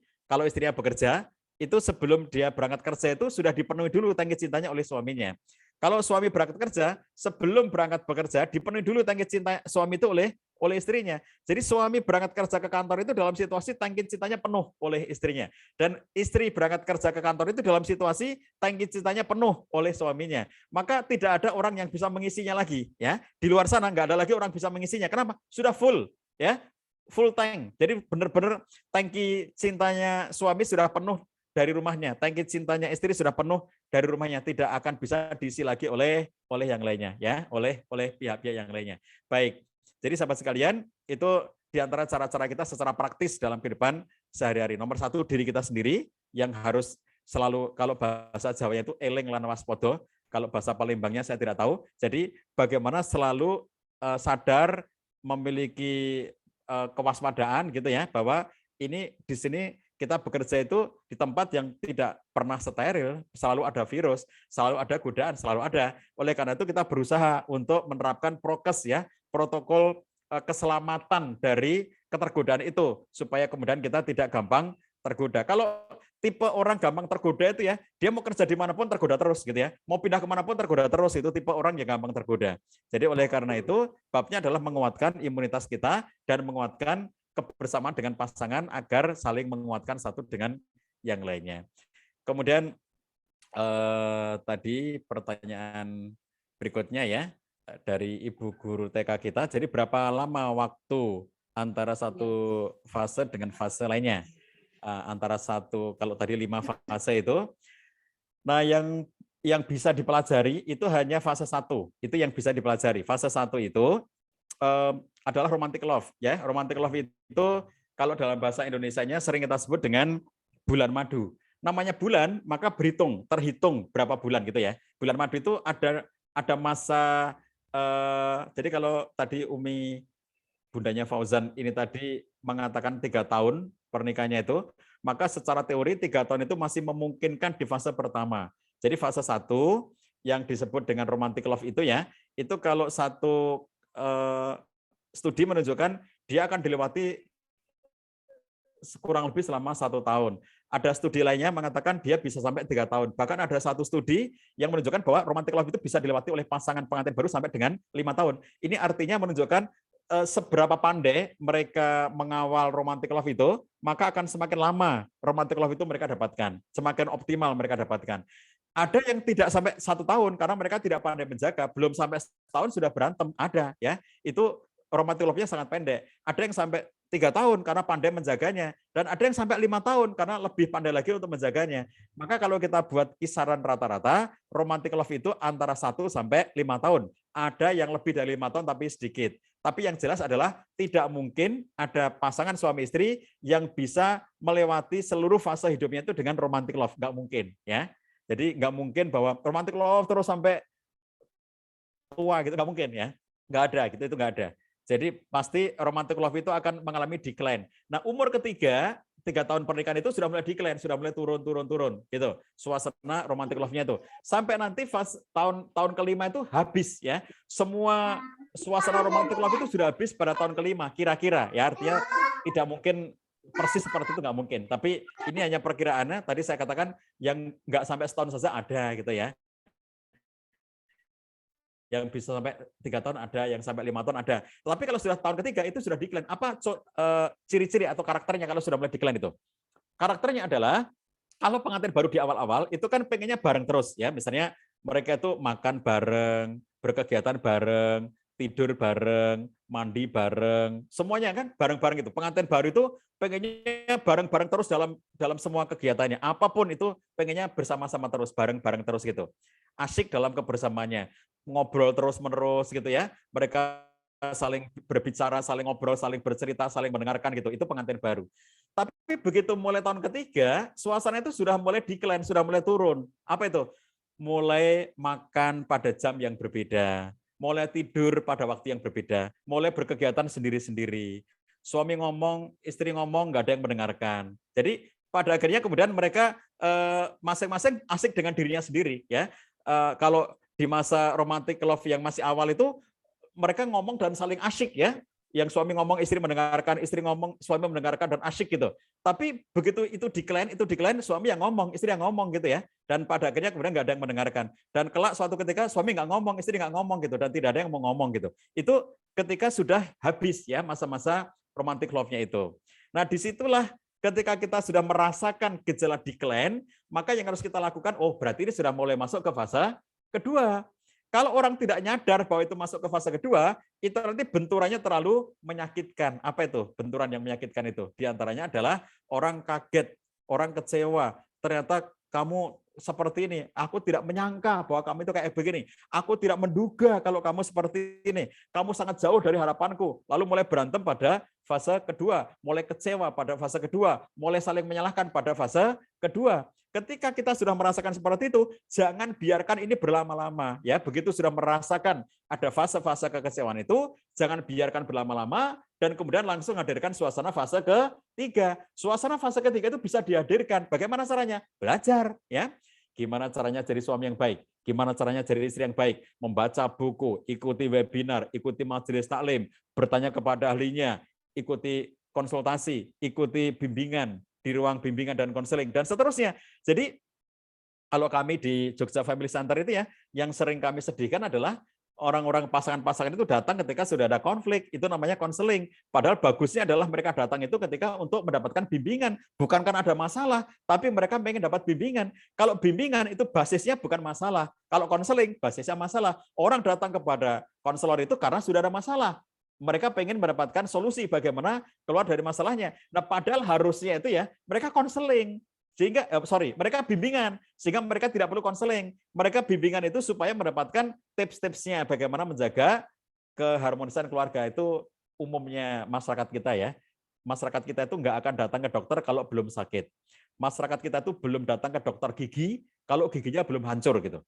Kalau giginya itu baru terasa sakit-sakit sedikit, minum obat. Begitu kemudian sudah terasa baik, nggak lagi ke dokter gigi. Padahal pada saat itu sudah indikasi bahwa dia harus ke dokter gigi. Dan tanpa harus kita nunggu sakit, harusnya datang ke dokter gigi rutin untuk melakukan perawatan gigi kita agar nggak sakit. Tapi perilaku seperti itu hanya 1% dari seluruh masyarakat di Indonesia.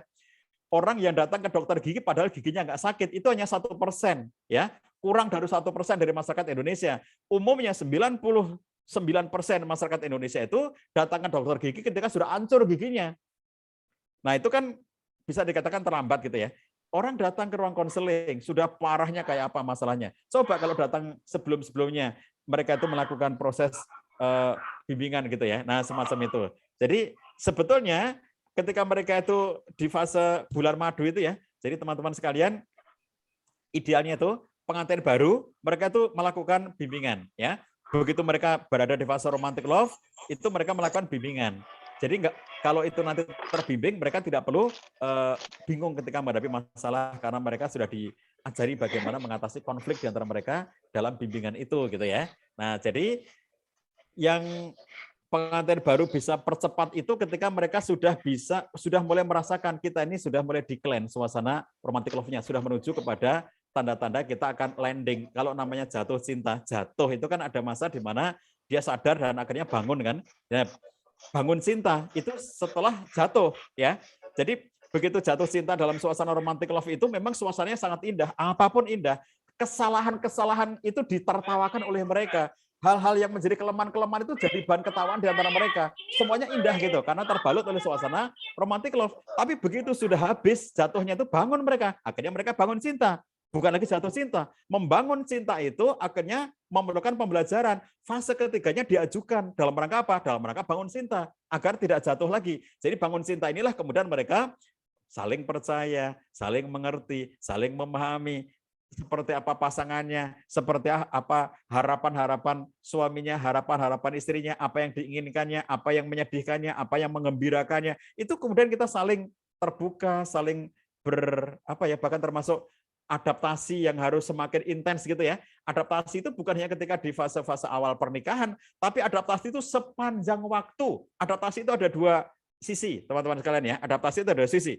Sisi pertama adalah bagaimana menjadi sosok diri kita sesuai harapan pasangan. Misalnya saya, bagaimana caranya saya menjadi suami seperti harapan istri saya. Bagaimana menjadi istri seperti harapan suaminya. Itu sisi adaptasi yang pertama.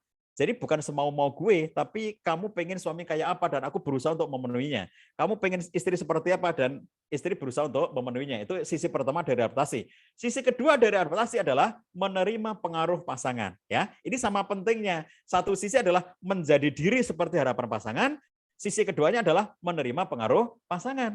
Apa yang dimaksud dengan menerima pengaruh pasangan? Kita itu dua pribadi yang tidak sama, ya suami istri itu. Misalnya sang istri berasal dari kalangan keluarga yang tertib dengan kebersihan dan kerapian. Sangat rapi, sangat bersih, itu diajar di keluarganya. Sementara suaminya berasal dari keluarga yang tidak peduli dengan ketertiban dan kerapian. Ketika mereka menikah, maka suaminya dengan cuek seperti biasanya ketika di rumah, nggak peduli kebersihan, nggak peduli kerapian gitu ya. Kalau pulang dari kerja, pulang dari mana, baju digantung di kapstok di belakang pintu kamarnya itu ya. Celana panjang digantung di situ, jaket digantung di situ, sarung digantung di situ, baju digantung di situ gitu ya. Sementara istrinya itu tertib, rapi, yang kotor kumpulkan di sini, nanti aku cuci. Kemudian yang bersih jangan ditaruh sembarangan. Jadi dia sangat peduli dengan kerapian dan kebersihan. Sementara level suaminya itu levelnya apa? Tidak bisa membedakan mana bersih dan mana kotor. Tidak bisa membedakan mana yang sudah saatnya dicuci dan mana yang saatnya masih bisa dipakai lagi, nggak bisa bedain. Apapun kemudian digantung itu di belakang pintunya itu gitu. Jadi ketika mereka itu tidak saling bisa menyelesaikan diri, itu dua-duanya akan konflik dan akan kecewa. Suaminya kecewa. Kenapa sih kayak gini aja dimasalahkan? Aku aja yang pakai aja nggak apa-apa kok, kamu itu ribut banget sih. Kayak begini aku merasa ini masih bersih, kenapa masih kamu persoalkan terus? Kata istrinya, aku tuh jengkel dengan kelakuan kamu yang sangat jorok. Baju sudah berapa hari tidak kamu cuci, tidak kamu taruh di tempat kotor. Jaket sudah berapa bulan tidak kamu taruh di tempat kotor. Jadi istrinya jengkel dengan sikap suaminya jengkel dengan perfeksionis istrinya. Itu kan dua-duanya tidak nyaman. Itu artinya apa? Tidak bisa menerima pengaruh pasangan. Dua-duanya harus bisa menerima pengaruh pasangan. Jadi apa? Mendekat.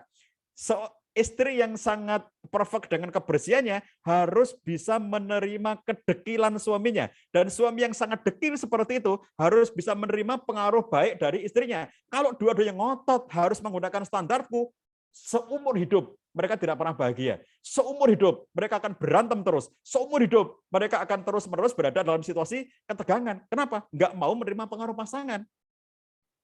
Makanya itu yang beberapa waktu lalu saya tulis di medsos ya.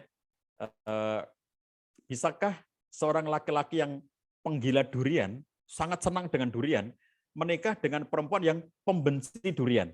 Jadi si perempuan ini levelnya adalah kalau tercium bau durian saja, dia pusing, nggak mau dia mencium bau durian. Sementara laki-laki itu levelnya, dia tuh sangat suka dengan durian, dan kalau nggak mencium bau durian, dia akan pusing gitu. Jadi gimana tuh? Laki-lakinya ini penggila durian, istrinya itu, perempuannya itu, ceweknya, itu pembenci durian. Pertanyaannya, bisakah pembenci durian itu menikah dengan pencinta durian, penggila durian? Bisa nggak mereka bersatu? Bisa nggak mereka menikah? Bisa. Bisa. Kalau jawabannya bisa, maka syaratnya adalah mereka saling menyesuaikan diri, ya. Suami yang mencinta durian harus mengurangi rasa cintanya kepada durian. Istri yang membenci durian harus mengurangi rasa bencinya kepada durian sampai bertemu di titik tertentu.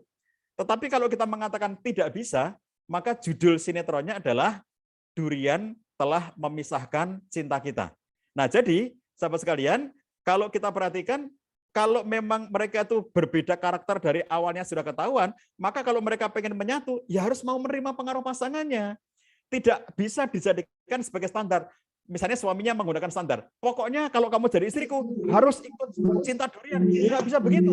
Bagaimana juga kalau misalnya istrinya, kalau kamu mau jadi suamiku, kamu harus membenci durian. Ya nggak bisa begitu. Jadi itu yang namanya menerima pengaruh pasangan. Nah, inilah yang bisa kita lakukan, ya, mempercepat fase kedua selesai dengan fase ketiga, pembelajaran. Setelah itu kalau belajarnya efektif, mereka akan bisa saling menerima. Itu fase keempat, transformation, menerima, ya, menciptakan perubahan dari pembelajarannya menuju kepada penerimaan. Itu yang akan menyebabkan mereka masuk ke fase kelima, yaitu fase true love atau fase real love, begitu.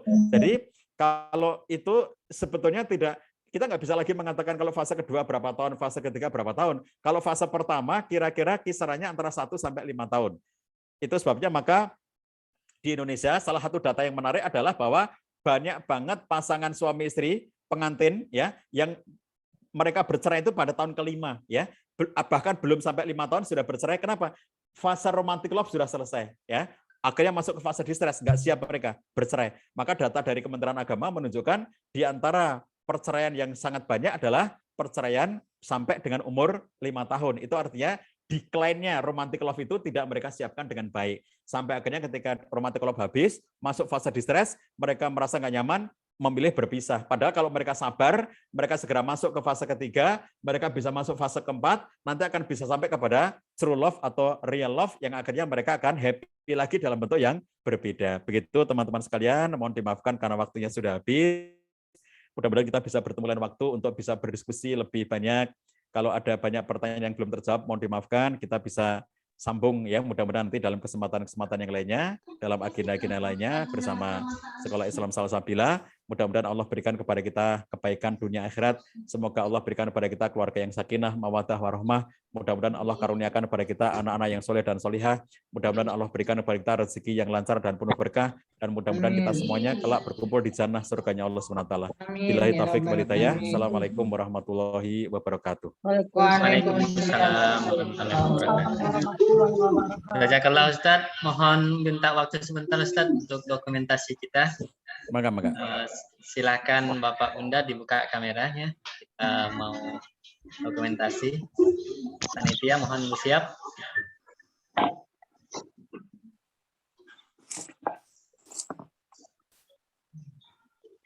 Oke, Pak Wira, hitung Pak.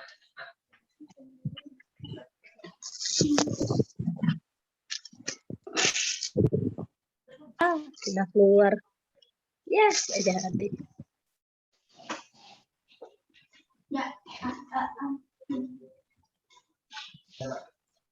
Oke, baik. Terima kasih kepada Pak Wira sebagai panitia kita di sini, dan terima kasih sekali lagi kepada Pak Cah atas materinya. Sebelum ditutup, ada pantun lagi Pak Cah dari kita. Lele gabus nila nama ikan, kalau dimasak sedap dimakan. Terima kasih Pak Cah kami ucapkan atas ilmu yang telah disampaikan. Alhamdulillah. Terima kasih. Terima kasih Jazakallah. Mohon maaf sebelumnya Bapak Ibu yang belum sempat kami bacakan pertanyaannya ataupun yang belum sempat kami beri kesempatan untuk pertanyaannya karena waktu kita terbatas. Insya Allah semoga ada pertemuan kembali lagi dengan Pak Cas melalui perantara STT Salsabila lagi. Kita tutup acara kita dengan melapaskan lapas hamdalah. Alhamdulillahirrahmanirrahim. Dan insya Allah bagi Bapak Ibu yang penanya, mohon waktu sebentar kita mencari peserta dan penanya terbaik nanti kita akan langsung umumkan. Namun sebelumnya mohon mendengarkan tampilan kami dari pihak sponsor kita ya Kesma. Tafadhol Pak untuk ditampilkan tampilannya. Dan Pak Cah, tafadhol untuk ini kalau jika ada kesibukan lain kami persilahkan.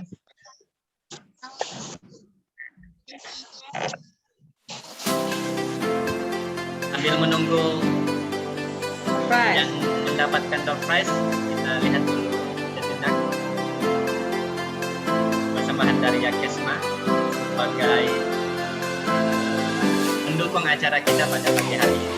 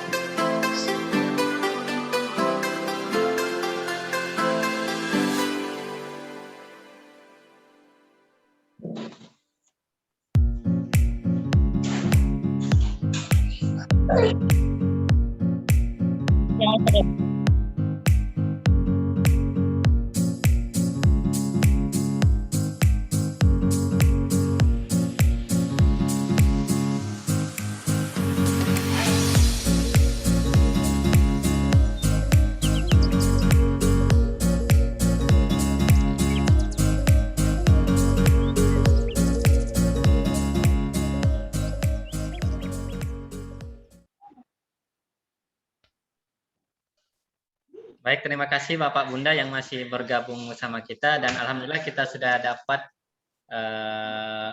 siapa saja yang akan mendapatkan door prize pada pagi hari ini. Yang pertama kategori peserta tercepat masuk di Zoom kita, dan alhamdulillah atas nama Ibu Yeni ya, orang tua dari Bunga, anak kita sendiri kelas 5. Insya Allah nanti akan diberikan door prize-nya melalui langsung wali kelas. Dan yang kedua itu ada penanya. Yang pertama itu Bunda Mei Priyani ya, Mei Priyani, Priyana ya, Priyana selaku orang tua kelas 8 Adli. Dan yang ketiga itu Bapak Happy selaku orang tua kelas 8 juga dari Aruni. Terima kasih kepada Bapak Ibu yang telah bergabung dengan kita. Itulah insya Allah door prize-nya langsung kita berikan melalui wali kelas masing-masing. Karena yang menanya ini adalah wali murid kita sendiri. Jazakallah kepada sekali lagi kepada Bapak Ibu yang telah bergabung di Zoom meeting kita pada pagi hari ini. Semoga ilmu yang kita dapat ini kita bisa mengaplikasikan langsung dalam kehidupan kita sehari-hari. Sekali lagi sampai jumpa di acara berikutnya di Road to ya. Infokan kegiatan kita berikutnya supaya Mama bersiap-siap untuk berkontribusi. Oke, ya. Ini baru mau disampaikan. Insya Allah kita berikutnya akan ada tablik akbar ya bersama kita Mas, dan yang di akhir acara kita insya Allah di bulan Maret nanti ada puncak milad kita. Insya Allah akan bersama Opik langsung secara offline di Sekolah Islam Terpadu Salsabila. Bapak Bunda, mohon untuk dukungannya, kontribusinya untuk acara-acara Sekolah Islam Terpadu Salsabila ke depannya. Insya Allah kita akan lebih memeriahkan di acara milad Sekolah Islam Terpadu Salsabila yang ke-11 ini. Terima kasih kepada semuanya, sekali lagi kepada Bapak Bunda. Jazakallah. Dari saya mohon maaf atas segala kehilapan. Kepada Allah saya mohon ampun. Assalamualaikum warahmatullahi wabarakatuh. Waalaikumsalam.